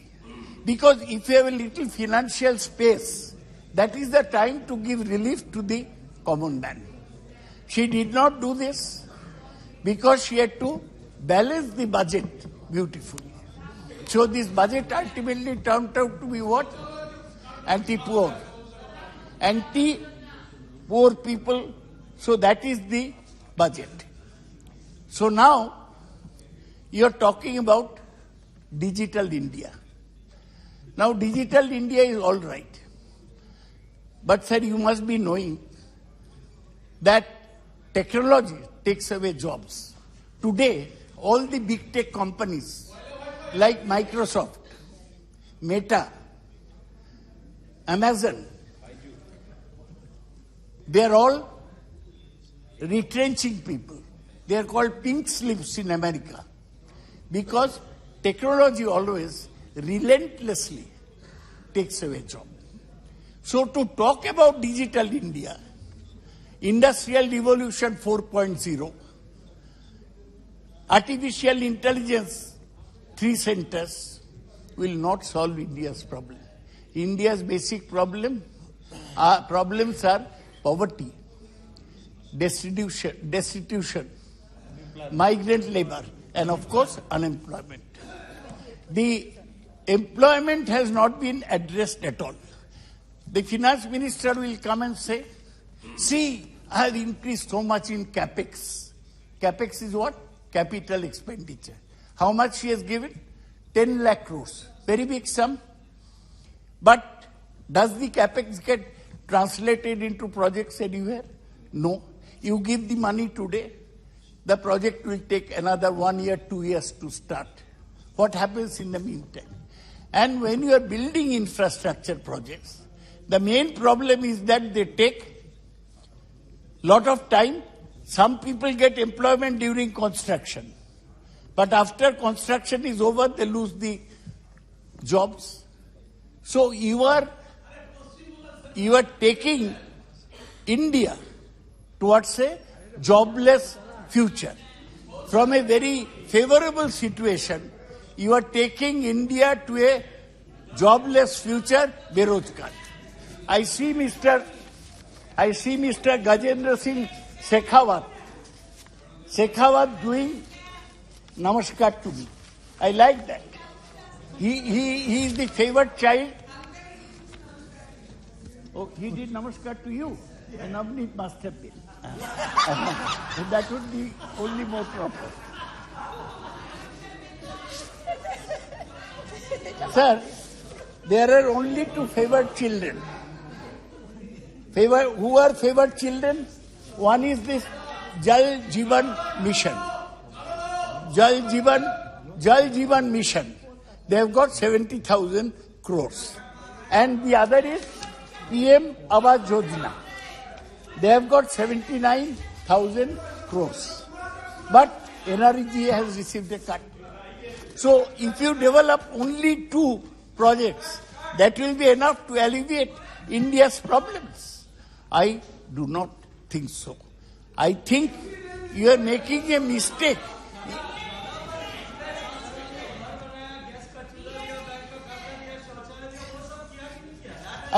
सुनिए ना, आप जो किए हैं मेरे पास ये है, आप क्या क्या किए हैं,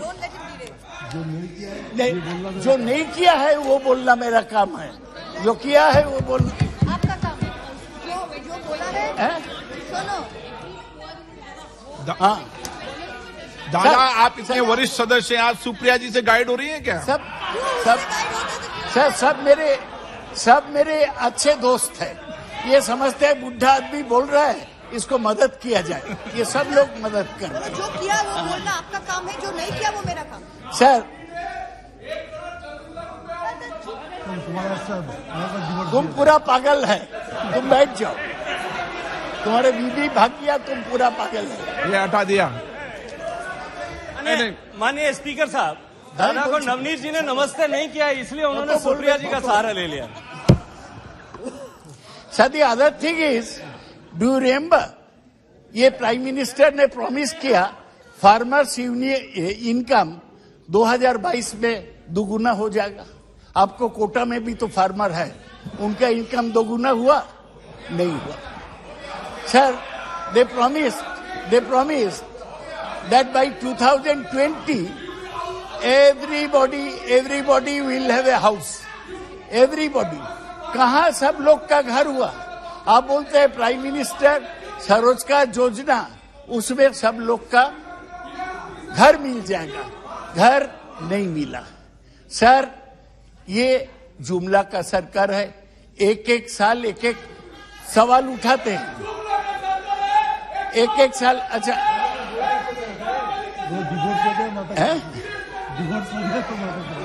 डिवोर्स के बाद इसको दिमाग में गड़बड़ी हो गई। सर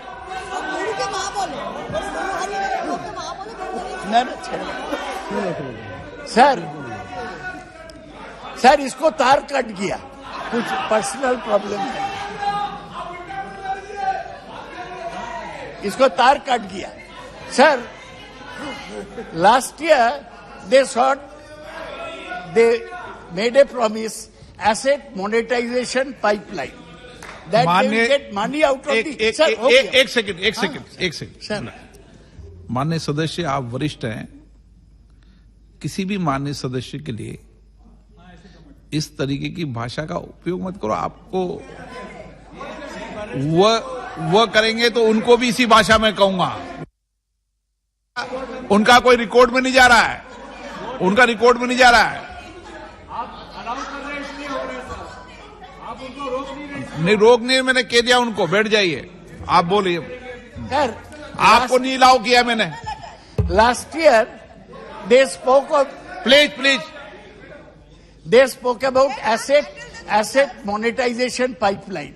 इस साल है बजट में? नहीं, कुछ एसेट मोनेटाइज नहीं हुआ। They used to speak about disinvestment। अगले साल भी 50,000 करोड़ था, इस साल भी 50,000 करोड़ बजट में। कभी कोई आपका एसेट लेने के लिए, डिसइन्वेस्टमेंट के लिए इंटरेस्टेड नहीं है। Your programmes are failing one by one. Announce, Nirmala Sitharaman has this advantage, she makes an announcement, forgets about it next year, but we keep last year's budget. We remember what all she said, and that's why, sir, this budget done with good intentions at a time when Indian economy was recovering from the downslide of the COVID, missed all the opportunities. It turned out to be, I'll briefly complete my point, sir, बहुत disturb कर दिया। ये तार cut जाता है लोगों को और हमको डिस्टर्ब करता है। सर अच्छा, कल अधीर चौधरी गलवान के बारे में बोला कि चाइना कितना पॉइंट गलवान में दखल किया, कितना पॉइंट अरुणाचल में दखल किया। क्या जरूरत था डिफेंस बजट बढ़ाने का? कहां बढ़ा? 1.5%। It has remained almost the same if you take in inflation। अभी तक छत्तीसगढ़ में माओवादी लोगों को मार रहे हैं। एक बीजेपी को आदमी को मार दिया परसों। कहाँ सीआरपीएफ का अलॉटमेंट, वो भी नहीं बढ़ा, 1.5%। ये लोग बोलता है हेल्थ और एजुकेशन में पैसा देगा, एजुकेशन में केवल 2.9% सारा बजट का अलॉटमेंट एजुकेशन के लिए। हेल्थ का इतना प्रॉब्लम है, वहां भी कोई अलॉटमेंट नहीं है। उनका तार कट गया sir. Sir, lastly, I want to say that giving allocation is not enough. In our country, you have to see that on the ground, projects are implemented. Government has spent 22,000 crore less of what it had allocated for capex, capital expenditure, this fiscal. Allocating money is not equal to spending money, nor is allocating money equal to creating jobs. They have mentioned all तार काटा हुआ programme ये दिया है। Sir आप सुनिए,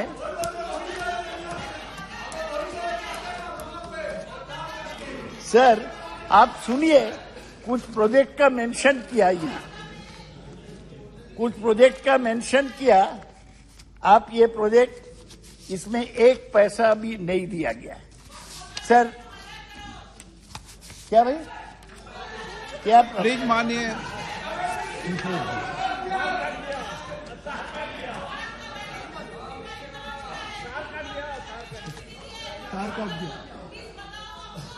sir ये क्या हो रहा है, ये एक तो प्रॉब्लम होगा।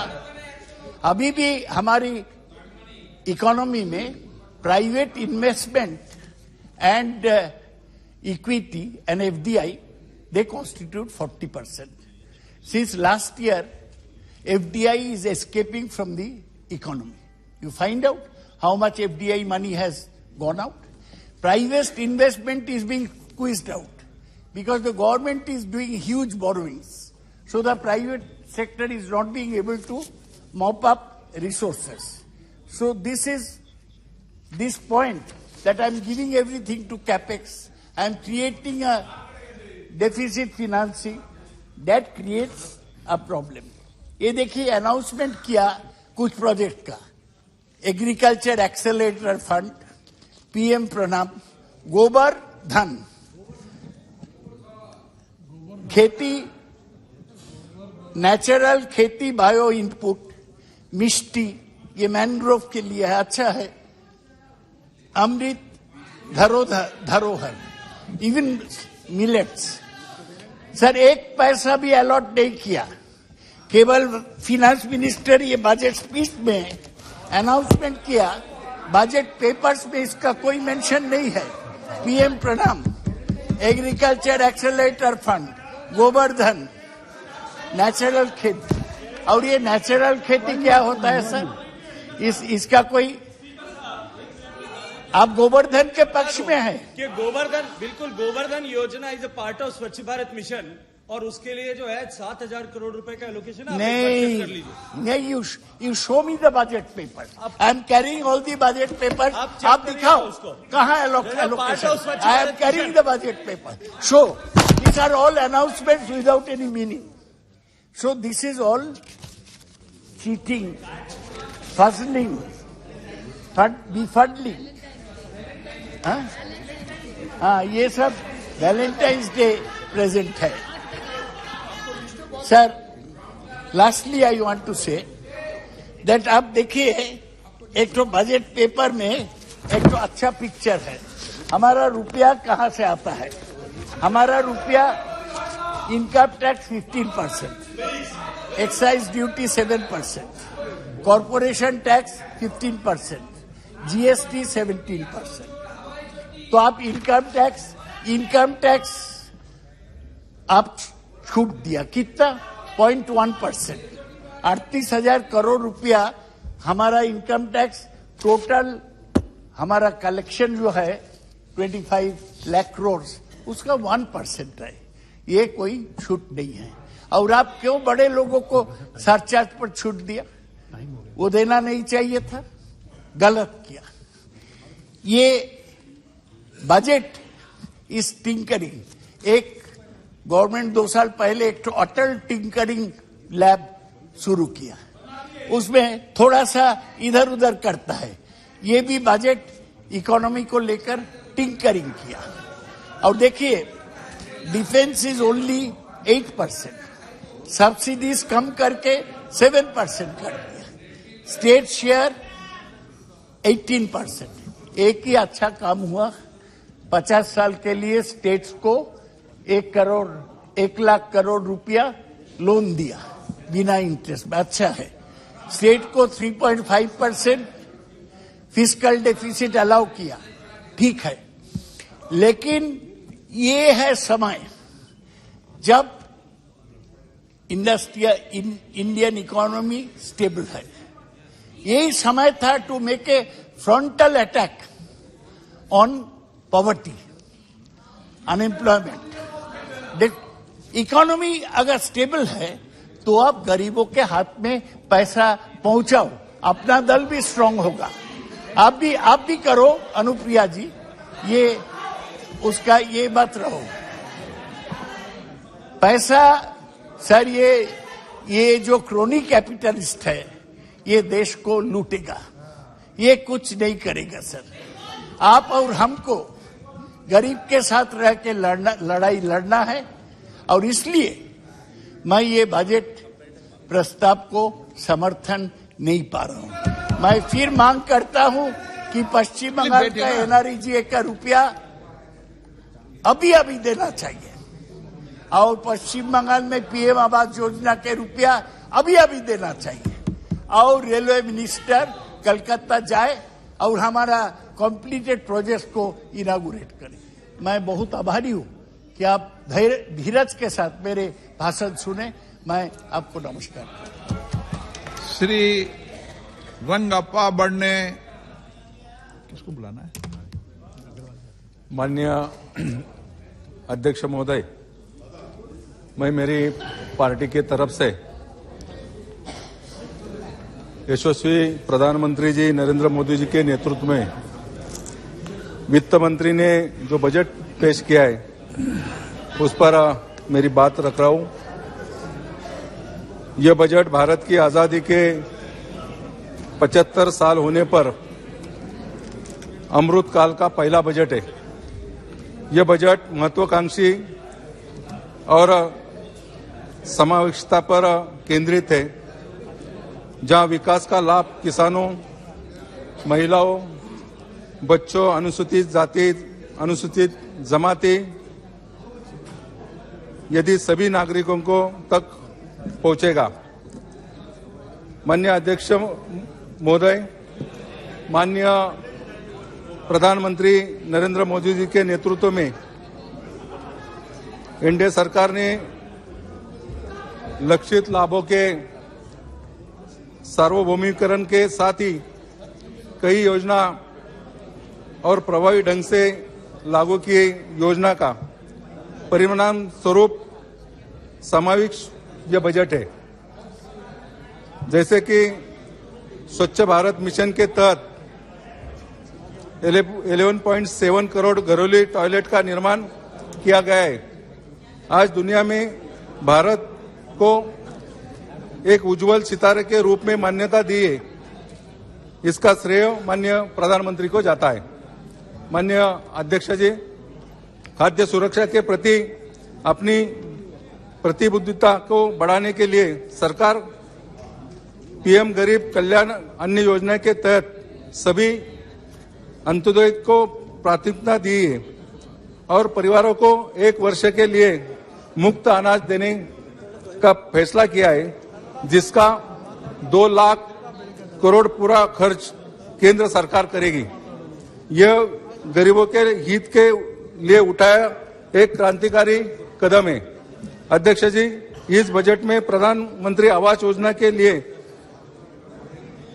आवंटन को 66% बढ़ा दिया है। सरकार का यह कदम स्वागत है। अध्यक्ष जी, इस बजट में एमएसएमई पर खास ध्यान दिया गया है, जैसे कि उद्यम, ई श्रम, NCS और 80 पोर्टल को वापस में जोड़ा गया है। 130 लाख एमएसएमई को क्रेडिट गारंटी की योजना के तहत अतिरिक्त कर्ज दिया गया है। सूक्ष्म एवं लघु उद्योग को सूक्ष्म एवं लघु उद्यम क्रेडिट गारंटी ट्रस्ट के तहत 2 लाख करोड़ रुपए अतिरिक्त क्रेडिट दिया जाएगा। माननीय अध्यक्ष जी, पिछले 9 वर्षों में प्रति व्यक्ति आय करीब दुगनी होकर 1.97 लाख रुपए हो गई है। भारतीय अर्थव्यवस्था का आकार बढ़ा है और यह पिछले 9 साल में विश्व की 10वीं सबसे बड़ी अर्थव्यवस्था से 5वीं बड़ी अर्थव्यवस्था में बन गई। देश करीब 2 साल तक कोरोना से लड़ा।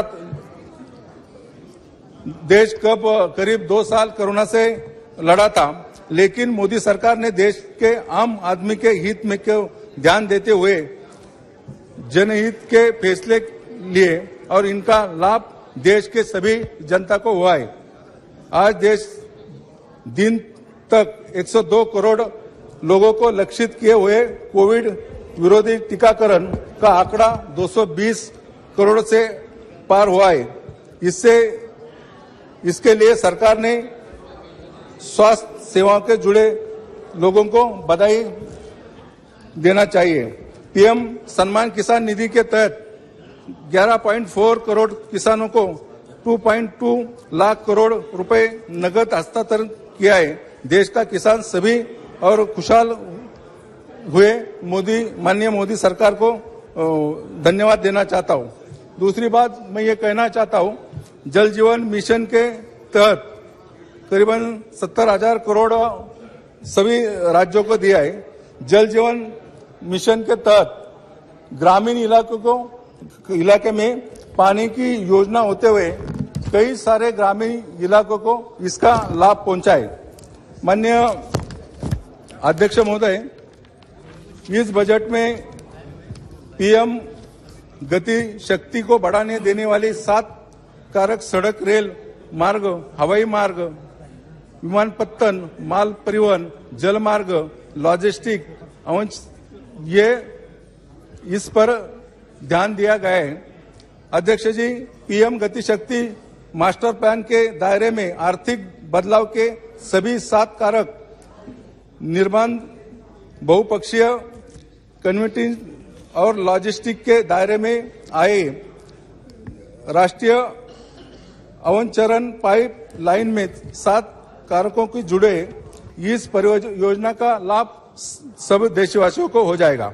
माननीय अध्यक्ष जी, राष्ट्रीय नेटवर्क में 2022-2023 में 25,000 किलोमीटर का विस्तार किया गया है, जिससे इसके लिए राष्ट्रीय राजमार्ग नेटवर्किंग में विस्तार करीबन करने के लिए 20,000 रुपए जुटाए जाएंगे। इसमें देश का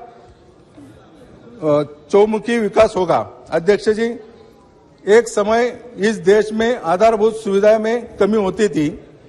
देश में राष्ट्रीय राजमार्गों की कमी होती है। श्रद्धेय अटल बिहारी वाजपेयी जी ने एनडीए सरकार में ये यशस्वी कदम उठा।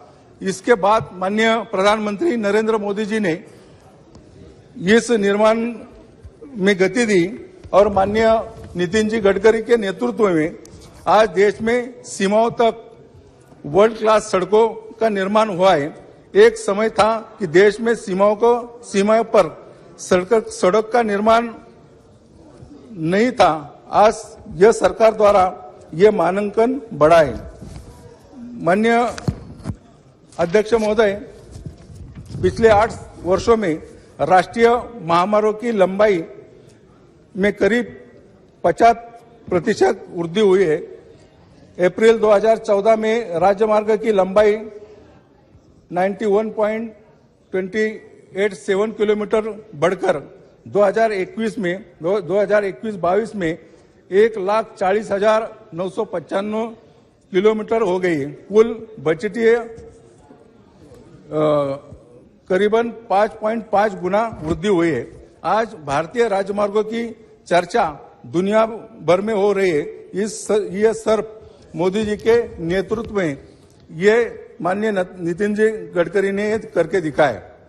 माननीय अध्यक्ष जी, मोदी जी के नेतृत्व में सरकार द्वारा देश में आज मेट्रो रेल का जाल बिछा रहा है।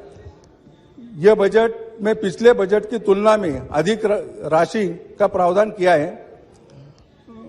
माननीय अध्यक्ष जी, एक साथ जब रेल कोच का आयात करते थे, लेकिन आज हम वर्ल्ड क्लास कोचिंग का निर्माण देश में करते हैं।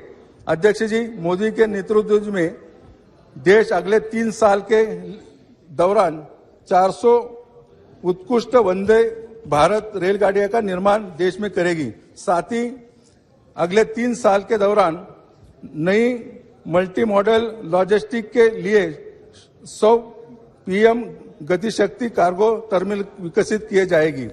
माननीय अध्यक्ष महोदय, इसके साथ ही साथ मैं मेरे चुनाव क्षेत्र में पुणे से लोनावला तक लोकल सेवा चालू करने के बारे में लगातार यह बात रखता हूं।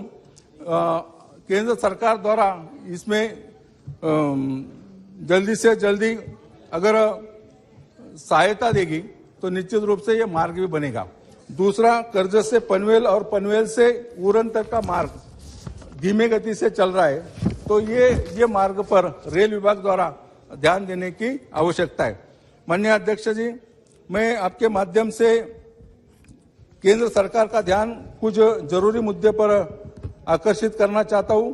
देश में रिटायर कर्मचारी की संख्या करोड़ों में, सरकार की और उन को दी गई राहत प्रदान नहीं की जाती है। सरकार पेंशन राशि पर इनकम टैक्स वसूल करती है। माननीय फाइनेंस मिनिस्टर ने 2023 के बजट में घोषणा में वरिष्ठ नागरिकों की बचत लिमिट को 1 लाख से 5 लाख रुपए से बढ़कर 30 लाख किया है, जिसका मैं अपनी पार्टी की तरफ से स्वागत करता हूं। परंतु इस बचत पर कमाए ब्याज पर जो टैक्स देना होता है उस पर कोई विचार नहीं किया गया है। पिछले बजट में 75 साल के ऊपर के वरिष्ठ नागरिक को ITR दाखिल करने पर एग्जेंस किया है, पर उनकी ब्याज में कई कमाई पर TDS कट नहीं लेगी। जब ITR भरने पर TDS कैसे वापसी मिलेगी? माननीय अध्यक्ष महोदय, 70 साल के आयु के बाद वरिष्ठ नागरिक मेडिकल बीमा के लिए पात्र नहीं है। इसमें सरकार ने ध्यान देने की आवश्यकता है। माननीय अध्यक्ष महोदय, ये बजट 9 साल का कार्यकाल का माननीय मोदी जी के बजट का एक सर्वोत्तम बजट है। इसमें सभी लोगों पर ध्यान दिया है, जैसे कि गरीब हो, किसान हो, कर्मचारी हो, इस पर सरकार ने ध्यान दिया है। एक अच्छा और सराहना बजट पेश किया है। माननीय वित्त मंत्री, माननीय प्रधानमंत्री का मैं धन्यवाद करता हूं। एक अच्छा बजट यहाँ पेश हुआ, उसका स्वागत भी करता हूं। श्री महाबली सिंह जी।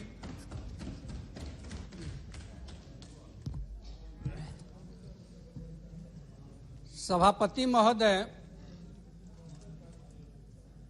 केंद्रीय बजट 2023-24 जो सदन में चर्चा के लिए, सामान्य चर्चा के लिए लाया गया है, उस पर आपने मुझे बोलने का अवसर दिया, इसके लिए आपको धन्यवाद। महोदय, जब भी सदन में बजट पर चर्चा होती है तो सत्ता पक्ष के लोग जो हैं बजट की सराहना करते हैं। हमेशा आजादी के 75 साल हो रहे हैं, इन 75 सालों में जो भी सरकार बजट बनाई, सभी सरकारें दलित, पिछड़े, अकलियत, किसान, मजदूर के हित में कह करके लोगों ने बजट बनाई। लेकिन सरकारें बदलती रही, बजट बनते रहे और बिगड़ते रहे, लेकिन इस देश के करोड़ों लोगों की तस्वीर आज तक नहीं बदली, आज तक नहीं बदली। आज भी करोड़ों लोग, आज भी करोड़ों लोग गंदे नाले और पेड़ों के नीचे जन्म लेते हैं और वहीं पर मर जाते हैं, वहीं पर आज भी मर जाते हैं। इसलिए महोदय हमें इसके तरफ नहीं जाना है, लेकिन हमें सदन के माध्यम से सरकार को बताना चाहते हैं कि बड़ी अरमानों से बिहार की 13 करोड़ जनता ने आपको 2019 में 40 सीट में से 39 सीट एनडीए के खाते में डालने का काम किया था, लेकिन 40 सीट में से 39 सीटें 40 बहुत आशा, उम्मीद और अरमान के साथ इस बजट पर निगाहें रखी थी बिहार की जनता। उसको विश्वास था कि बिहार को विशेष राज्य का दर्जा इस बजट में जरूर प्रदान किया जाएगा, क्योंकि यह मांग जब बिहार में गठबंधन हम लोगों के एनडीए की सरकार थी, बीजेपी और जेडीयू की जब सरकार थी, उस समय विधान परिषद से लेकर विधानसभा तक सब लोगों ने पारित करके भेजा था केंद्र को कि हमको बिहार की विशेष राज्य की दर्जा चाहिए। जब बिहार से झारखंड अलग हुआ था तो केंद्र सरकार ने उस समय वादा किया था कि बिहार को हम लोग विशेष पैकेज दे करके विकसित राज्यों को श्रेणी में लाने का काम करेंगे। न तो बिहार को विशेष राज्य का आप दर्जा दिए, न बिहार को कोई पैकेज दिए। झूठ नहीं, ये सच्चाई है, ये सच्चाई है। आपने बिहार को कौन सा पैकेज इस बजट में दिया है? कहां है? जरा दिखा दीजिए, दिखा दीजिए कहां आपने विशेष पैकेज दिया है। न बिहार को विशेष पैकेज ही हुजूर दिए।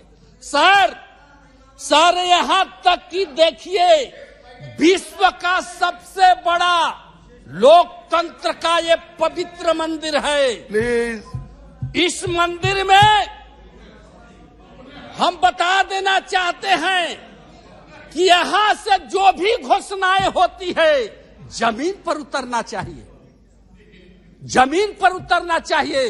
2000 बिहार के अंदर 2007 में तत्कालीन रेल मंत्री ने बिहटा औरंगाबाद रेलवे लाइन का शिलान्यास किया था। उस समय 3,500 की, आज 3,500 करोड़ की वो योजना हो गई, लेकिन शिलान्यास होने के बाद आज 14 साल बीत गए, आज तक वह बिहटा औरंगाबाद रेलवे लाइन का काम जमीन पर नहीं उतरा। अब बताइए महोदय कि हम लोग यहां सदन में चर्चा करते हैं, बिहार की जनता पटना से लेकर दिल्ली तक धरना, आंदोलन, प्रदर्शन करते आ रही, और वह 4 पार्लियामेंट का क्षेत्र था। सभी माननीय सदस्य जो आज बोल रहे हैं, हमारे राम कृपाल जी, इन्होंने भी कई बार रेलवे मंत्री से मिला, हम लोगों ने मिला। अब 13 साल से बताइए महाराज कि 4 पार्लियामेंट का वो क्षेत्र है, एक छोटा सा, आज रेलवे लाइन नहीं बन सका। डालमिया नगर 7 में, रोहतास का डालमिया नगर, डिहरी डालमिया नगर फैक्ट्री को 7 में उसका शिलान्यास हुआ था, तत्कालीन रेल मंत्री ने किया था, रेलवे बैगन बनाने के फैक्ट्री के लिए।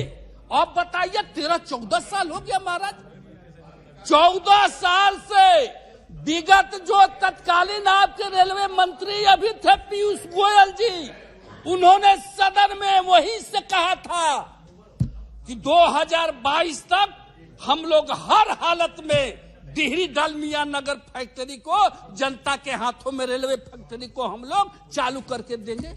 बताइए, आज तक कुछ जमीन पर कहीं कुछ नहीं है। डिहरी से बंजारी रेलवे लाइन, आज तक वो सात में शिलान्यास हुआ, आज तक वो भी काम नहीं हुआ।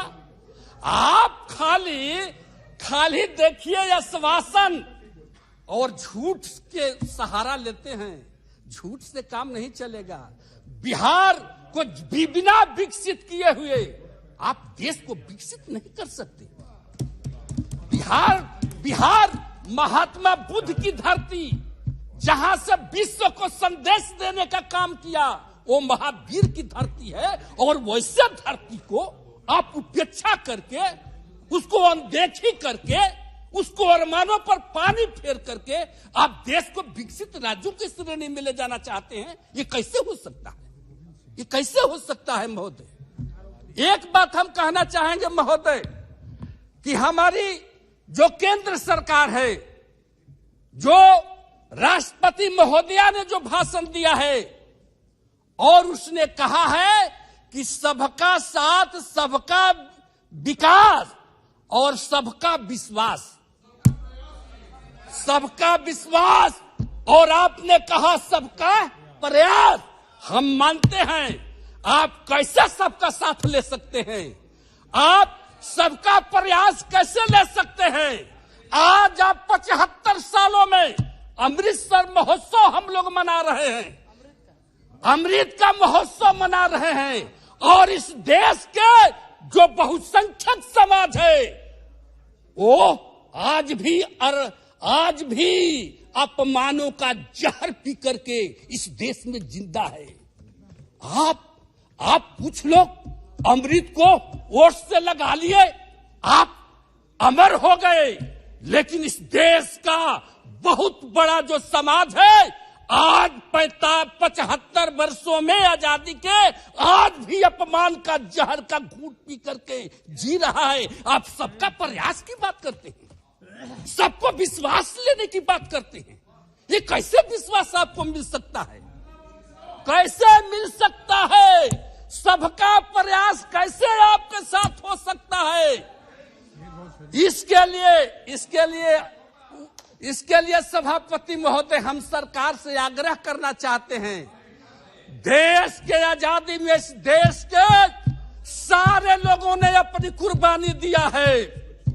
चाहे हिंदू हो, चाहे मुसलमान हो, चाहे सिख हो, चाहे ईसाई हो, चाहे बौद्ध हो, चाहे इस देश का दलित हो, चाहे महादलित हो, चाहे अगड़ा हो, चाहे पिछड़ा हो, सब लोगों ने इस देश की आजादी में कुर्बानी दिया है।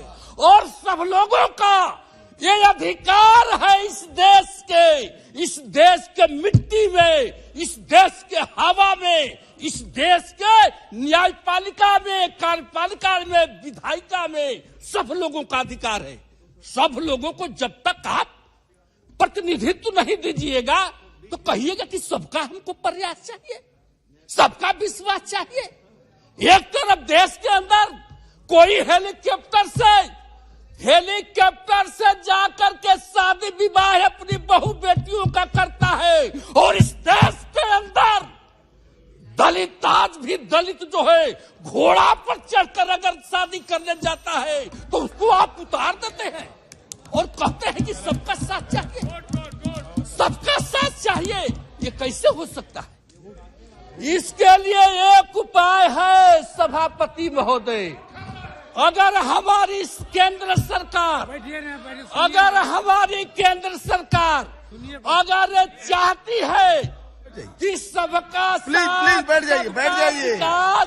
जाइए अगर आपका जब अवसर है तब बोलिएगा। तो एक ही उपाय है महोदय, कि जो इस देश में सामाजिक जो व्यवस्था है, यह गैर बराबरी व्यवस्था है, और यह व्यवस्था जैसे आरएसएस प्रमुख भागवत जी ने कहा कि इस देश में जाति कोई भगवान ने नहीं बनाई है, आदमी ने बनाया है।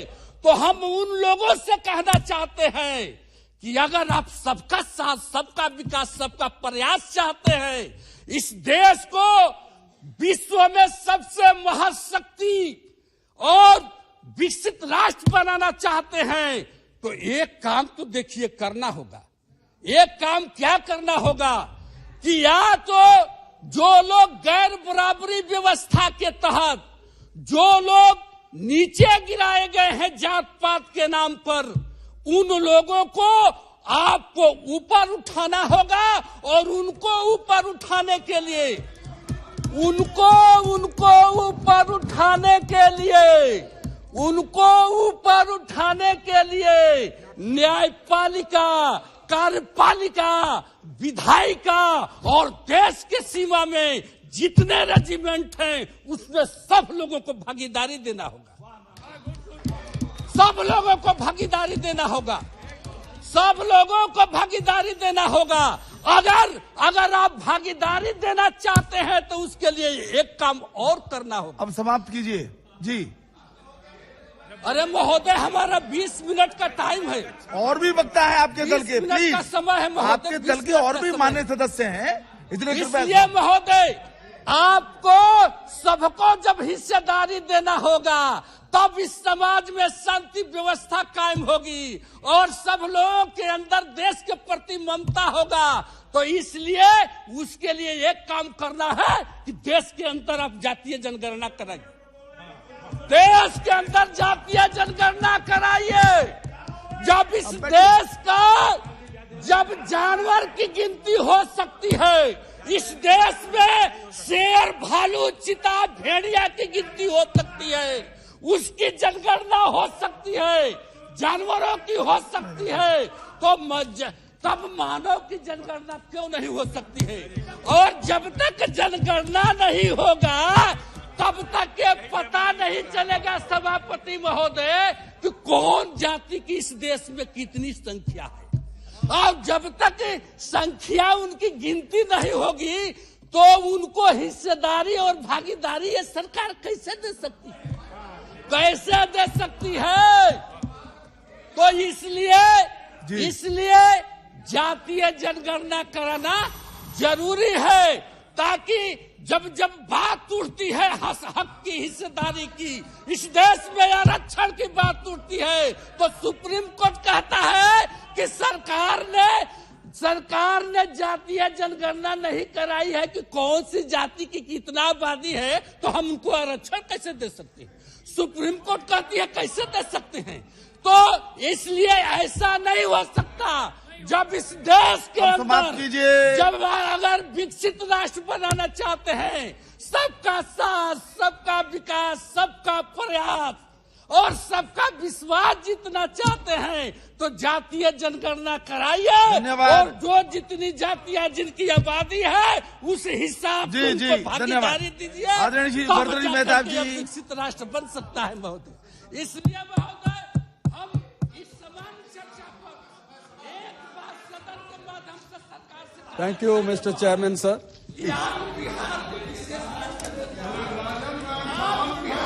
जी बैठिए, हो गया आपका विषय हो गया। प्लीज जी मेहताब साहब। Thank you mister chairman sir. The budget कुछ रिकॉर्ड में नहीं जा रहा है, प्लीज बैठ जाइए। रिपोर्ट जी आदरणीय मेहताब साहब, it basically reflects the plan and programme of the country and of the nation. So when something is said that it is only an accountant's job, I don't believe in that type of comment. There have been umpteen reasons to be apprehensive in 2023, more so while waiting for the budget. US Federal Reserve's unbridled aggression, rising cost Ukraine and Russia, and China's COVID crisis, to name a few. Yet in the backdrop of like this government has decided to go bold and big on capex and chosen consistency in a world characterized by randomness and volatility. The Prime Minister has outlined the period from 2022 to 2047 as the period of Amrit Kal. It is a vision to make India a developed country during this golden phase. To realize this, India needs to rapidly invest in social infrastructure. This investment would need to come from taxpayers' money and not borrowings. India's tax to GDP ratio is still below the critical mark of 15%. India's gross tax to GDP, which was 11% in financial year 2019, fell to 9.9% in financial year 20 and marginally improved to 10.2% in financial year 21-22. This is much lower when we compare ourselves with the emerging market economy, which is average of 21, and OECD, the average is 34%. Today, the country boasts more than 4.3 million crorepati's households, equivalent to 23 million consumers. They are spread all over the country. By 2047, if political and economic reforms have their desired effect, India has the potential to become the fastest growing economy in the world. This growth will not only make the Indian middle class the biggest income group in the country, but it will set to be major driver of economic, political and social growth. Finance Minister's full-fledged budget before next year's general election can be commended on many counts. I mention only three. For staying the course on fiscal consolidation, changing the composition of government expenditure in favor of capital as against revenue spending, and third, welcome move relating to personal income taxation. In turbulent time like this, a good budget can only be said is just a good beginning. The turmoil in the global economy is likely to continue as the impact of higher interest rates shows up in weaker demand for consumption and investment. Geopolitical tensions continue to disrupt every supplies and trade. As the resilience of the domestic economy gets tested by global headwinds, deft fiscal maneuvers is necessary, like they were this year. Now coming to the basics, sir, there is need for some answers. PM Kisan allocation is 13.33% lower as compared to budgetary estimate of rupees 68,000 crores made in 22-23. The revised estimate of 22-23 was reduced to 60,000 crores, no doubt, but in 21-22, an actual expenditure was rupees 68,825 crore, which was incurred on the PM Kisan. The figure is there for all of us to see. Should we believe that people have moved from farming to some other avenues for better? Or should we believe that they have been pauperized and have become daily wage earners? On MGNREGA, this generated an all-time high, 389 crore person days of employment in 21-22. 363 crores in 21-22. Even this fiscal project is 290 to 300 person days will exceed the 265 crore plus generated in 29-20 and 2018 and 19. It is a demand-driven scheme. Whenever we make this point, always it is said it's a demand-driven. But here the figure shows how it has met. The budgeted amount this year is 60,000 crores. The question is, how realistic is the assessment?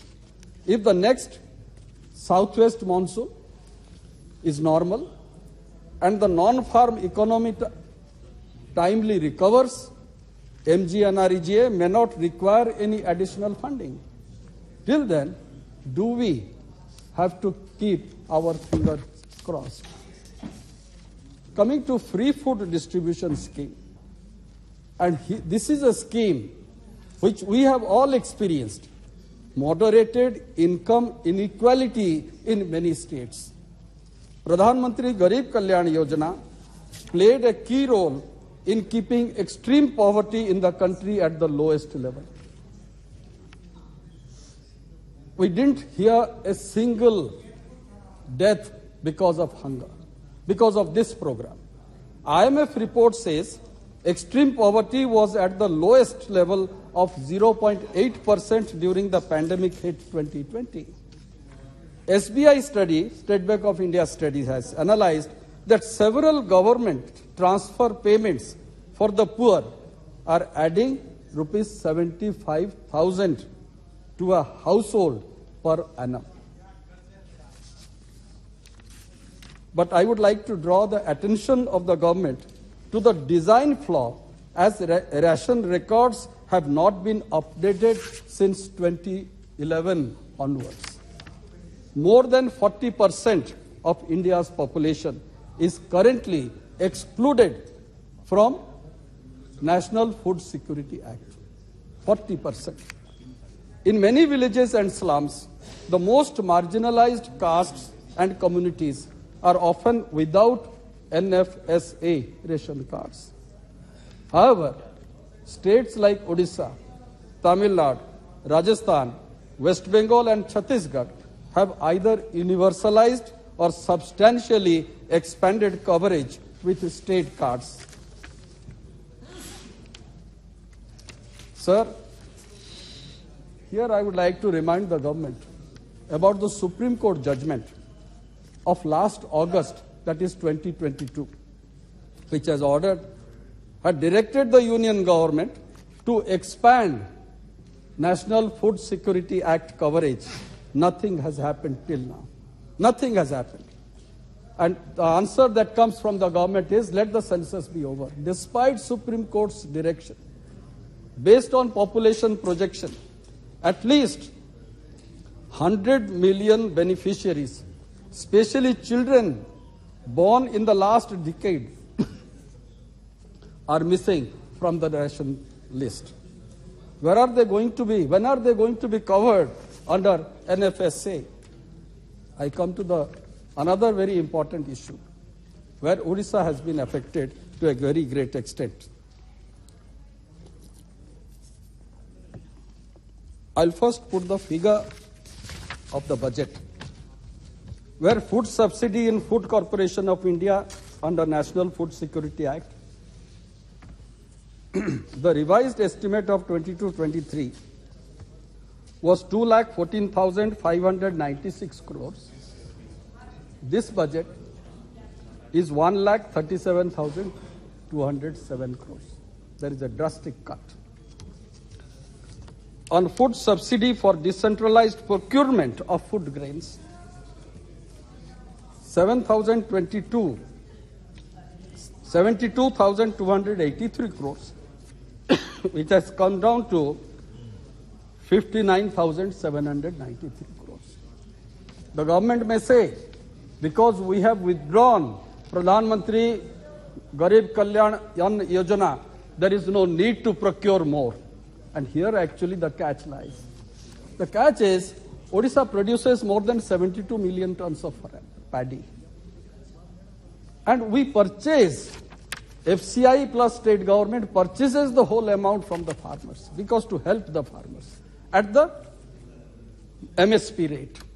Very few people keep rice for their own consumption. Other than that, the rest is purchased. What will happen there? Now already Odisha government is purchasing, but Union government is not purchasing any paddy at all. No rice. Earlier, rice was being moved through Kerala to Tamil Nadu and also to the northeast. Now that is also not being done. Why this type motherly attitude to Odisha? That is the question which I would like to put. With this curtailment of or minimizing the purchase Who are the states which are getting affected? Odisha is the major state which is getting affected. And I would like to say, FCI is not taking parboiled rice. Corporation is not making payments to Odisha, though that is due in there. Sir, this budget is of 45,397 crores, and which is an increase of 7.5%. That is laudable, as I had said earlier. But what is the position? The position is, as I would say, there is a structural problem with our budget. More than 40% goes for the interest, to cover the interest. 30% goes on salary. So are we correcting it to a certain extent? No. Not much. We don't see any light from this budget. And I'm also reminded of another point, sir. You are aware, most of us are also aware. Are we at any point of time talking about Sahara India? 13 crore people had invested in that. What has happened? Doesn't government have any responsibility? We will say it is sub judice, Supreme Court is taking over, SBI is looking after it. But who is caring for these people, 13 crore people who had invested? No, not a single reply is coming from the government. Sir, coming to health issue, I would just deal with investors are 13, large number of people are affected. Sir, in a speech, Finance Minister has announced budget for health, not including research, will be roughly 86,175 crores, and that is 615 rupees for every person if I calculate it as per our population. This is a 2.7% increase from the previous year and lower than the rate of inflation. In real terms, the health spending has declined. Vaccinating to a single child against all childhood illness in our country costs rupees 1,600. A day of hospitalization in the public hospital is estimated 2,800 rupees. At a private hospital, it is more than 6,800 rupees. Rupee spending on health by the government gives more return than out-of-pocket or private spending by citizens. National Health Mission allocates less than 3%, that is 717 crores of rupees to non-communicable disease. For communicable disease, it is 3 times more, that is 2,178 crores. For reproductive and child health service, it is 9 times more, that is 6,273 crores. There is a need to rebalance, to pay attention to non-communicable diseases. On education, sir, share of education has fallen over the past 7 years, from 10.4% to 9.5%. This is stated in the state's in the economic survey. While expenditure on social service increased from 9,15,000 crores to 21,32,000 crores, the share of education has shrunk from 42.8% to 35.5% between 2015 and 2022. As a share of the GDP, the budgetary allocation for education saw a minimal gain, that is 0.1 percentage points, from 2.8% to 2.9% during this 7-year period. On taxation, sir, Finance Minister has made 5 announcements to reduce the tax burden. 4 pertain to the new regime. The last one is for exemption on leave encashment. But my question is the new tax regime attractive? Despite government's effort to simplify the tax system, the uptake of this regime is low due to the unavailability of common tax deductions and exemptions. Why should we have to run to the chartered accountant or a lawyer to understand how much tax I have to pay? Can't we make it simple? Even today, with this new tax regime, it is so cumbersome, it is difficult to understand. Very difficult to understand. Coming to the devolution of states, sir, the state share has never been close to 41%, though it has been announced by the Finance Commission, 15th Finance Commission. The state share has never been close to 41% due to cess and surcharge imposed by the union government.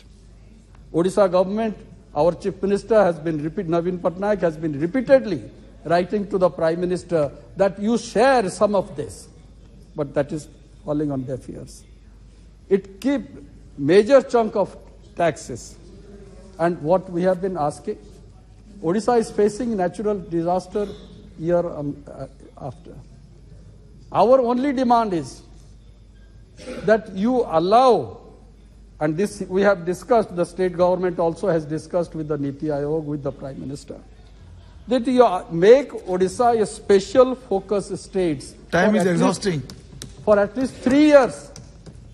If a natural disaster hits Odisha, allow or declare it as a special focus state where 90:10, that is the center and state share, for 3 years only, so that we tide over the situation and come up forward. Sir, on railways, I will be failing on my duty if I don't mention 2-3 words, because the rail minister is a member of this house representing our state. We find a significant feature. It has set aside nearly a quarter of its total capex outlay of rupees 10 lakh crores. The budgetary support amounts to 2.4 lakh crores. The goal is to raise the share of rail freight traffic from 27%, road transport is 64%, to 45% by 2030. Freight earnings are 2.5 times the passenger earnings. It is possible to improve on both counts. It's not unachievable. It is possible. The railways must adapt to become a transporter of FMCG, automobiles, and other high-value products for which last-mile connect is important. On the passenger side, upper-class travel should remain competitive vis-à-vis air and road travel. There is scope to raise both traffic and freight revenues. Despite pensions, can we imagine? Pensions of railway is over 25% of the total operating expenses of the railways. The budget numbers indicate 30,000 crores of rupees has been set aside for doubling of tracks. This was only 9,000 crores in 21-22. 32,000 crores to be spent on new tracks, that is 50% increase in 2 years. 40,000 crores on the rolling stock, which was only 8,000 crore last year. 8,000 crores for electrification. These are big numbers, very big numbers. The obvious question is, from my state point of view, how much is actually percolating to the state of Odisha, which has been denied railway development for last so many years. The obvious question, of course, is whether railway have the capacity for absorption and implementation for this expanded capital. Capital investment in the railway is overdue, no doubt. But it needs financial reforms, administrative reforms, and greater independence. Before concluding, sir, I have a small demand, as my friend from Kendrapada has just now mentioned. The station is there, tickets are being sold, rail line is there, but it is not functioning. Passenger trains should ply on that route. That is necessary. With these words, I conclude. Thank you. Shrimati Sangeeta Azad ji. धन्यवाद सभापति महोदय, जो आपने मुझे budget 23-24 पर अपने विचार रखने का मौका दिया। मैं आपका और आपके साथ साथ अपनी पार्टी की मुखिया व राष्ट्रीय अध्यक्ष बहन कुमारी मायावती जी का भी बहुत बहुत आभार व्यक्त करती हूं। बजट 23-24 के लिए हमारी पार्टी की मुखिया ने कहा है कि देश में पहले भी इस तरह के बजट आते जाते रहे हैं। केंद्र सरकार के बजट जिसमें घोषणाओं, वादों, दावों और उम्मीदों की बरसात की जाती रही है, किंतु वे सब बेईमानी हो गए। जब भारत का मध्यम वर्ग महंगाई, गरीबी, बेरोजगारी और कोविड के चलते लोअर मिडिल क्लास बन गया। यह बजट भी पिछले वित्तीय वर्षों से कुछ ज्यादा अलग नहीं है। सरकारें अपने पिछले साल की कमियों को नहीं बताती हैं, उन कमियों के स्थान पर नए वादों की झड़ी लगा देती हैं। सच्चाई यह है कि 100 करोड़ से अधिक जनता का जीवन हमेशा ही दांव पर लगा रहता है, जैसे कि इसके पूर्व के बजट के अभिभाषणों में था। यह बजट भी मुंगेरी लाल के हसीन सपनों के बजट की तरह ही है। महोदय, बजट में हर वर्ग के लोगों को लुभाने की कोशिश की गई है। जहां 5 लाख का इनकम टैक्स स्लैब को बढ़ाकर 7 लाख कर दिया गया है, इसमें हर मध्यम परिवार को बहुत मदद मिलेगी। वहीं नई टैक्स रेजिम और पुरानी टैक्स रेजिम में लोगों के बीच असमंजस की स्थिति पैदा कर दी है कि किस टैक्स रेजिम में जनता को अधिक से अधिक फायदा होगा। महोदय, आपके माध्यम से मैं माननीय वित्त मंत्री जी से अनुरोध करूंगी कि इस अपने अभिभाषण में इस टैक्स रेजिम को अवश्य स्पष्ट करें। मनरेगा जैसे महत्वपूर्ण योजना के बजट में 13,000 करोड़ की कटौती की गई है। हम सभी को ज्ञात है कि ग्रामीण अंचलों में मनरेगा के तहत कार्य करने वाले मजदूर अधिकांश अनुसूचित जाति, जनजाति और पिछड़े वर्ग से आते हैं और इस योजना से संचालन से ग्रामीण में पलायन भी रुका है, साथ ही साथ रोजगार के सृजन भी प्राप्त हुए हैं। उत्तर प्रदेश में प्रधान संघ के सभी लोग आंदोलित हैं कि उनका समय से भुगतान नहीं हो पा रहा है और जो भी कर्मचारी ग्राम पंचायतों के लिए नियुक्त किए गए हैं, उनका वेतन भी वो अपने जेब से दे रहे हैं। महोदय, वित्तीय वर्ष 23-24 में सरकार द्वारा एकलव्य मॉडल आवासीय विद्यालयों के विकास के लिए 3,943 करोड़ रुपए की वृद्धि की गई है। यह एक सराहनीय कदम है, लेकिन अनुसूचित जाति, ओबीसी और ईडब्ल्यूएस के छात्रों को भी इसी तरह के कोचिंग सेंटर और छात्रावासों की जरूरत है। खासतौर पे मेरे जनपद आजमगढ़ में, जहां कई एकड़ की सरकारी जमीन अब भी खाली पड़ी है। मेरी सरकार से मांग है कि आजमगढ़ जनपद एक मंडल है जहां अभी महाराजा सुहेलदेव विश्वविद्यालय संचालन में आया है, जिसके चलते कई जिलों के छात्र यहां पठन पाठन करने आते हैं। इन छात्रों के लिए भी इसी तरह के कोचिंग सेंटर और छात्रावास बनाए जाएं। महोदय, बजट में आकांक्षी जिले और ब्लॉक कार्यक्रम की सफलता को सरकार स्वास्थ्य, पोषण, शिक्षा, कृषि, जल संसाधन, वित्तीय समावेशन तथा अन्य हेतु 500 ब्लॉकों का चयन करने के कार्यक्रम शुरू करने जा रही है। मैं चाहती हूं कि हमारे जनपद आजमगढ़ के समस्त ब्लॉकों को इस योजना में शामिल किया जाए। महोदय, आजमगढ़ में महाविकास की योजना की रूपरेखा अभी तक तैयार नहीं है, जिसके कारण से भूमि आवंटन नहीं हो पाया है।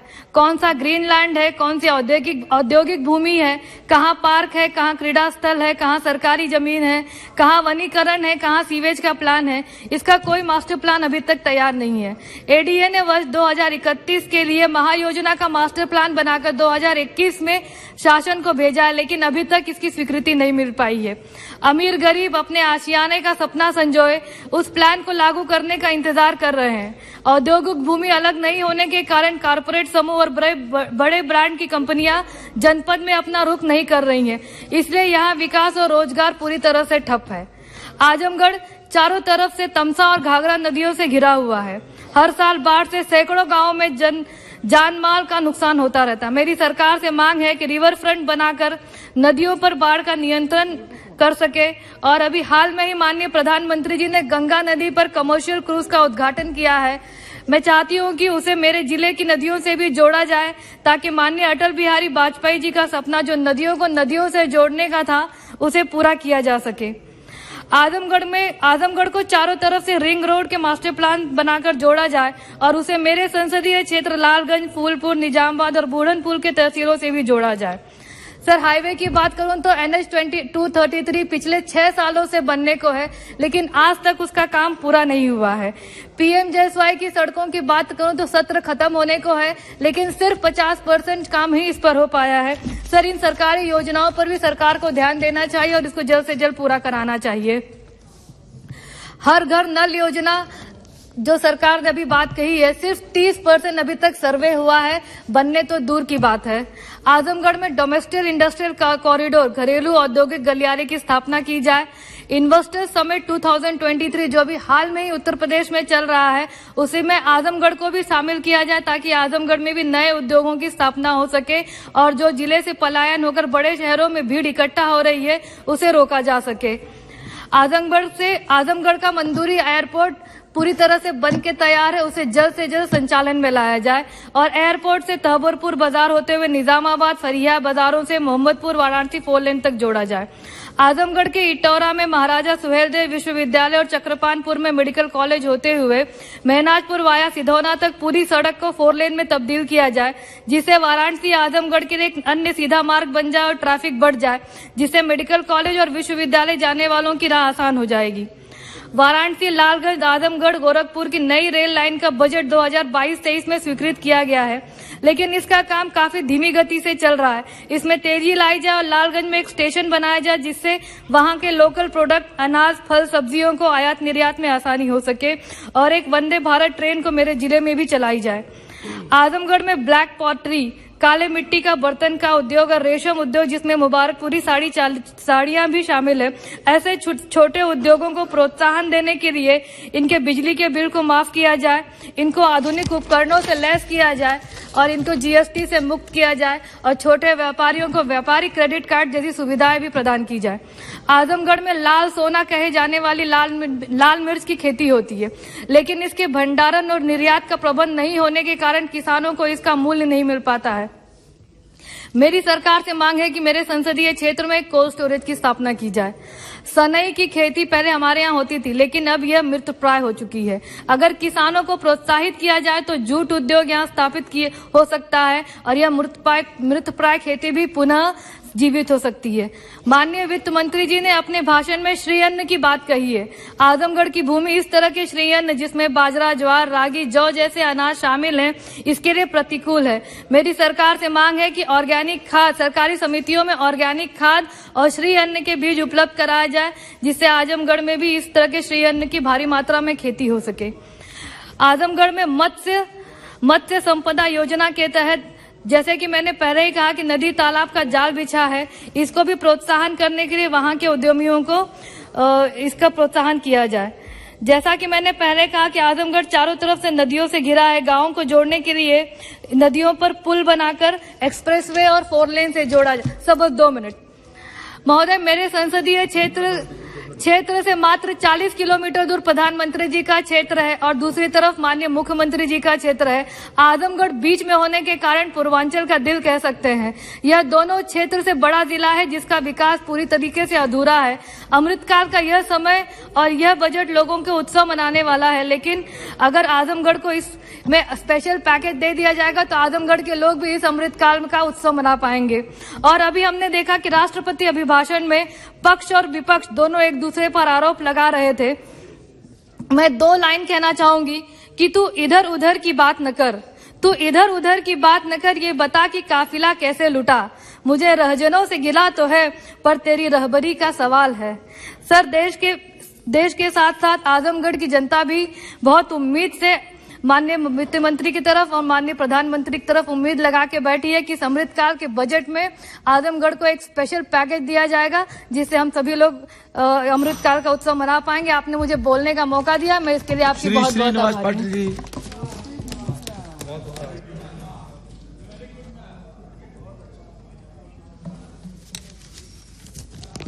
सर, मैं आपका मनपूर्वक आभारी हूं। मैं इतना भाग्यवान हूं कि तीसरी बार इस क्षेत्र में, इस बड़े हाउस में बात करने का मौका मुझे मिला है। मेरी भगिनी जो मेरे साथ झारखंड में गवर्नर थी, अभी राष्ट्रपति बन गई। मेरी पहली एक भगिनी प्रतिभा जी, वो भी मेरे साथ पड़ी हुई है और रामनाथ जी भी गवर्नर थे, इसलिए मैं भाग्यवान समझता हूं। और मेरी भाषा जो आगे मैं मराठी में बोलूंगा तो भी चलेगा, हिंदी में भी बात करूंगा। सतारा कॉन्स्टिट्यूंसी जो है उसमें मैं आता हूं।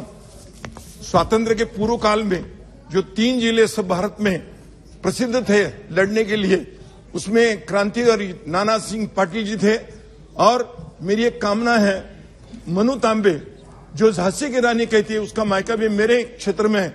तो मैं चाहता हूं, मेरी मांग भी है कि मिलिट्री भर्ती के लिए कुछ एक विद्यापीठ बनाए जो मिलिट्री एकेडमी जैसे एनडीए खड़गवासला में है और आईएमए जैसे देहरादून में है, वैसे अगर कोई मिलिट्री एकेडमी बने सेंटर की और महिलाओं के ट्रेनिंग के कुछ जबाबदारी लेंगे तो अच्छा रहेगा. आता म्हणजे मराठीत बोलतो. महाबळेश्वर पाचगणीच्या ज्या शाळा आहेत इंग्रजी माध्यमाच्या, त्यांना संपूर्ण भारतातून तिथं आपले पालक आपल्या मुलांना पाठवतात. महाबळेश्वर एक थंड हवेचं उत्तम ठिकाण आहे.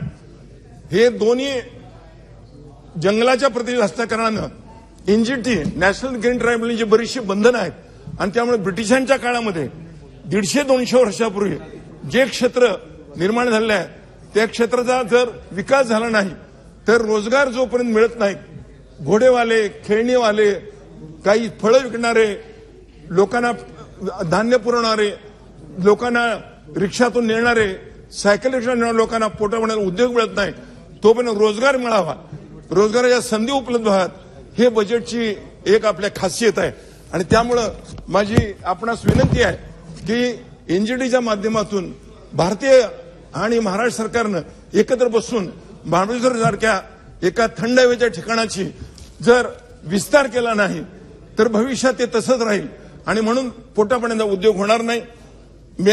आणखी माझं म्हणणं आहे की कोकण आणि महाराष्ट्राचा पश्चिम विभाग जोडण्याकरता पोलादपूर ते सुरूर एक रस्ता आहे. साधारण शनिवार रविवार जेव्हा सुट्टी असते तेव्हा उन्हाळ्यात सुट्टे जेव्हा असतात त्यावेळा अलीकडून पलीकडे जायला एकाच गावातून कमीत कमी 3 ते 4 तास लागतात, जोपर्यंत रस्त्याचे रुंदीकरण होत नाही. आपने संभवतः सूचना नहीं दी होगी, अभी दिया तो इंटरप्रेटर ने हिंदी में बोलिए या अंग्रेजी में बोलिए. सुनाई नहीं प्लीज. मराठी का इंटरप्रिटेशन नहीं हो पा रहा है तो सूचना न होने के कारण. हिंदी में बोलूं मैं? हिंदी या अंग्रेजी में बोलिए जी प्लीज. मैंने कल भी इच्छा प्रकट कर दी लेकिन हुई नहीं, इसलिए मैं हिंदी में बात करूं. शुरू करूं कि करें. जो झांसी की रानी मेरी झांसी नहीं दूंगी, ये जिसने आवाज उठाई थी, उस झांसी की रानी मेरे कार्यक्षेत्र में एक छोटा सा गांव है, उस गांव से आती है. तो मैं चाहता हूं कि भारत में एक ऐसी मिलिट्री एकेडमी बने जिस मिलिट्री एकेडमी का नाम मेरी झांसी नहीं दूंगी के नाम झांसी की रानी मिलिट्री एकेडमी हो, क्योंकि एनडीए जो है नेशनल डिफेंस एकेडमी वो पूना में है और IMA Indian military academy Dehradun में है. वैसे अगर एक एकेडमी बन जाए और महाराष्ट्र में जिधर सातारा में अजिंक्य तारा के पार्षद मेंबर अगर बने तो बड़ा अच्छा होगा.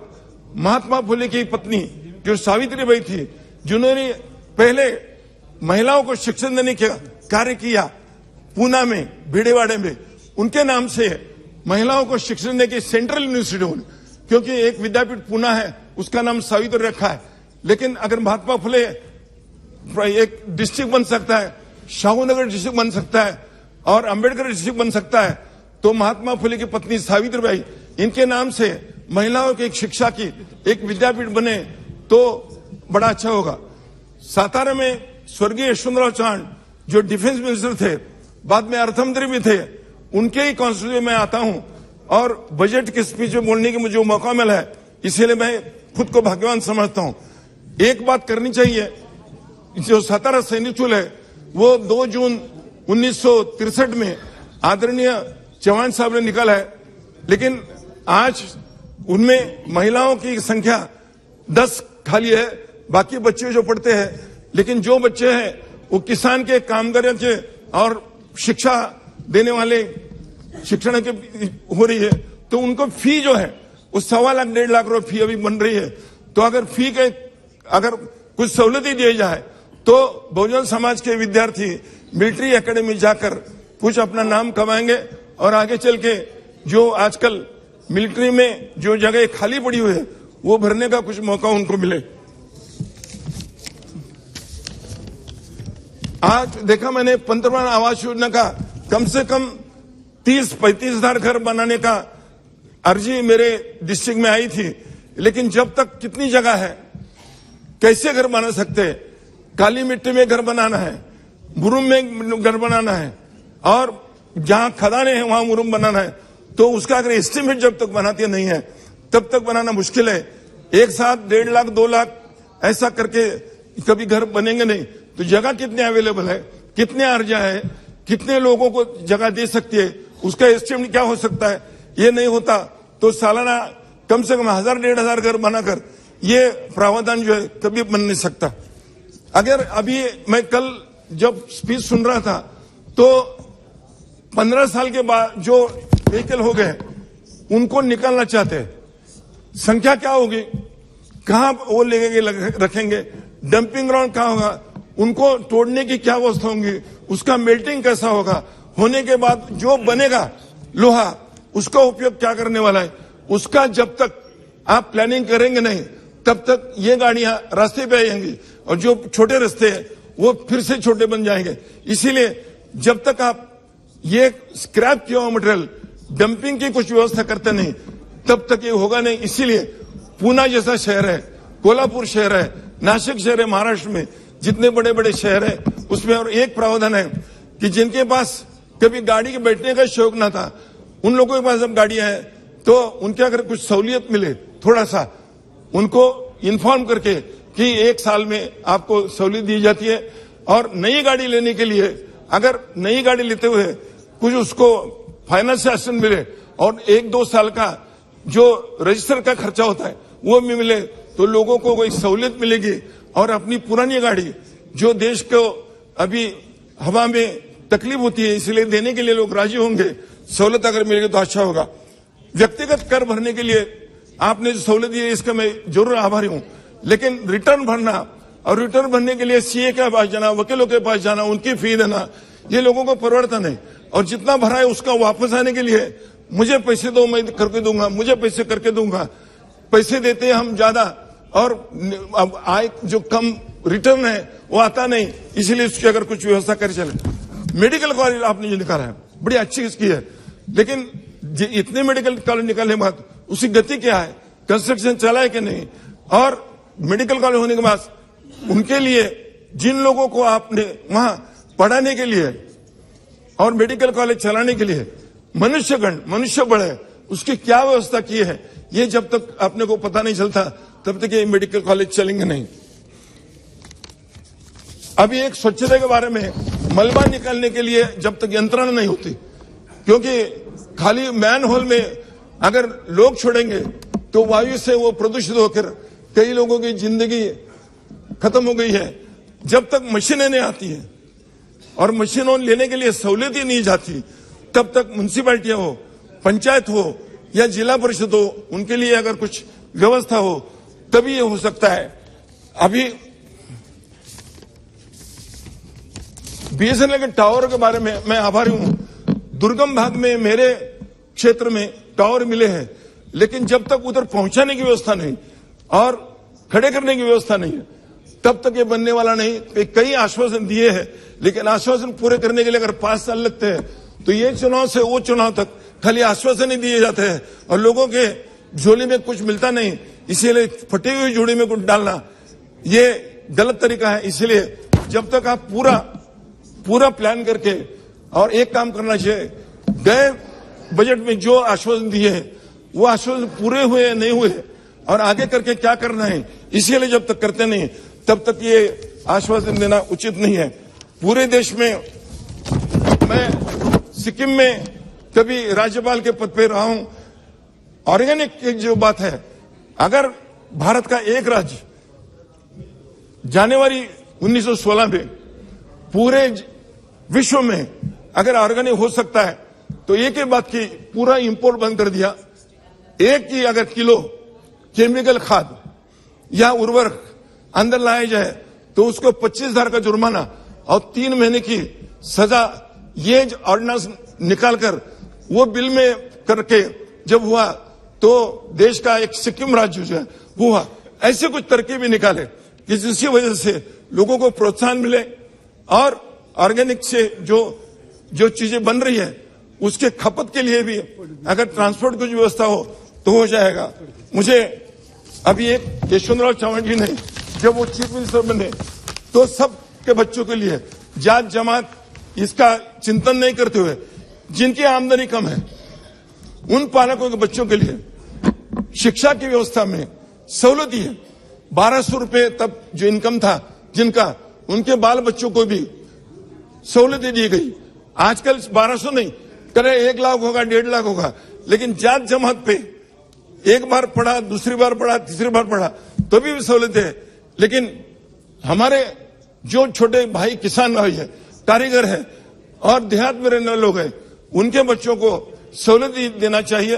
और बड़े होकर उन्होंने 1 या 2, 3 लोगों को सहूलत देकर पढ़ने की वजह से जो शिक्षा पाई है, उसके लिए उनको भी आधार देना चाहिए। मुझे मराठी में बोलने की थी, लेकिन मराठी में बात नहीं कर सका। हिंदी में मेरे बात करने के लिए मुझे जो आपने संधि दी, इसलिए मैं आपका आभारी हूं, धन्यवाद देता हूं। और ये बजट में जो अच्छी चीजें की है, उसके लिए मैं बजट का प्रोत्साहन भी देता हूं, सराहना भी करता हूं। जो बातें कम हुई है और होना चाहिए, ऐसी उम्मीद करता हूं वो आप करेंगे, ऐसा लगता है। इस जवान के साथ मैं मेरे वाणी को विश्राम देता हूं। धन्यवाद। बहुत बहुत धन्यवाद पटेल जी। Shri M.K. Raghavan ji. Sir, to allow me this occasion to participate on the discussion of Union Budget 2023-24. First of all, I strongly object this year's Union Budget 23.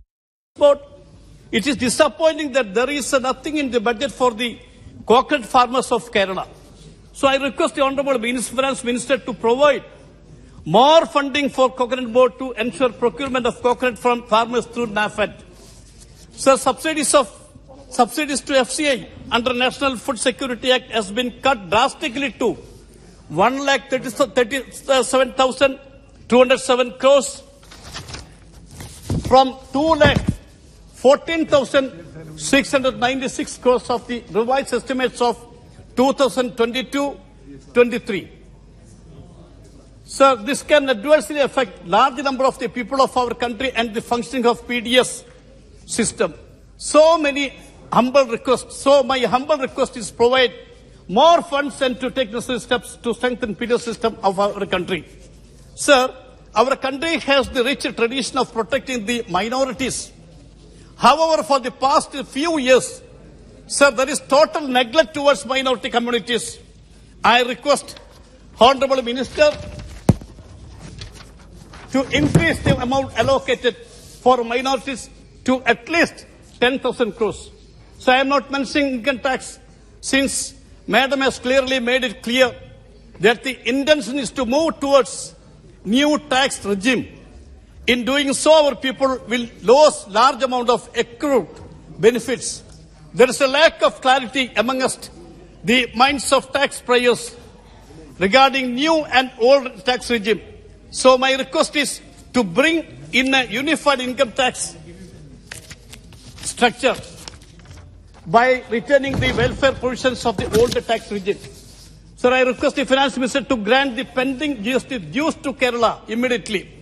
Madam, otherwise, people of Kerala will not even be able to breathe fresh air, since it may also be taxed by the state government in future. Sir, we are very much worried at the twin problem of rising inflation and unemployment, which this budget totally failed to address. Since time allotted is limited, I am concluding my speech. I have humble submission before this government. The union government is duty bound to respect fiscal federalism. Hence, I request you to consider my suggestions, which I proposed before this House. With these words, I conclude my speech. Thank you, sir. Thank you very much. Shri Sudhir Gupta ji. धन्यवाद सभापति जी, आपने मुझे इस शानदार budget के समर्थन में बोलने के लिए मौका दिया है। मैं कहना चाहूँगा, फूल इसलिए अच्छे हैं कि खुशबू का पैगाम देते हैं। फूल इसलिए अच्छे हैं कि खुशबू का पैगाम देते हैं, और बजट इसलिए अच्छा है कि जनता के मन के भाव को जान लेते हैं। और वित्त मंत्री जी इसलिए अच्छे हैं कि इस जनप्रिय बजट में हम आपके परिश्रम को पहचान लेते हैं। अमृतकाल का यह बजट देश के प्रधानमंत्री श्री नरेंद्र मोदी जी के कठोर परिश्रम, अनुशासित जीवन शैली, दृढ़ इरादों का संकल्पों को पूर्णता तक पहुंचाने की इच्छा शक्ति का, गरीबी से मुक्त हो सके ऐसे प्रयासी भारत का, दुनिया को दिशा दे सके ऐसे प्रभावी भारत का, आर्थिक रूप से सबल भारत का, सामरिक रूप से साहसिक भारत का, सांस्कृतिक रूप से मार्ग प्रशस्त करते ऐसे भारत का, या यूं कहें सब विषयों और सब समाज को लिए साथ में आगे ही बढ़ते जाना, ऐसे प्रतिबद्ध भारत का प्रभावी बजट प्रस्तुत किया है। निश्चित ही भारत के स्वर्णिम काल का यह अमृत संदेश है। इतिहास में यह काल 2014 से आगे का गोल्डन ईरा होगा, स्वर्णिम काल होगा, अमृत काल होगा। हाँ, वो नरेंद्र ही तो होंगे जो समुद्र मंथन से प्राप्त अमृत परोसने में लगे हैं और स्वयं के हिस्से में मंथन से निकला विष गले से लगाया है। मंथन से निकली अन्न, फल, फूल आपकी थाली तक व तिरस्कृत वनस्पति स्वयं के सर लगाया है। समाज की असमरसता का नाग गले लगाकर समरसता का भाव फैलाया है। तभी तो अमृत काल आया है, अमृत बजट आया है। अमृत काल की बेला में G20 की अध्यक्षता आई है। घर में खुशियां लाई है, मंगल गीत हैं, हाथों में मेहंदी रची है और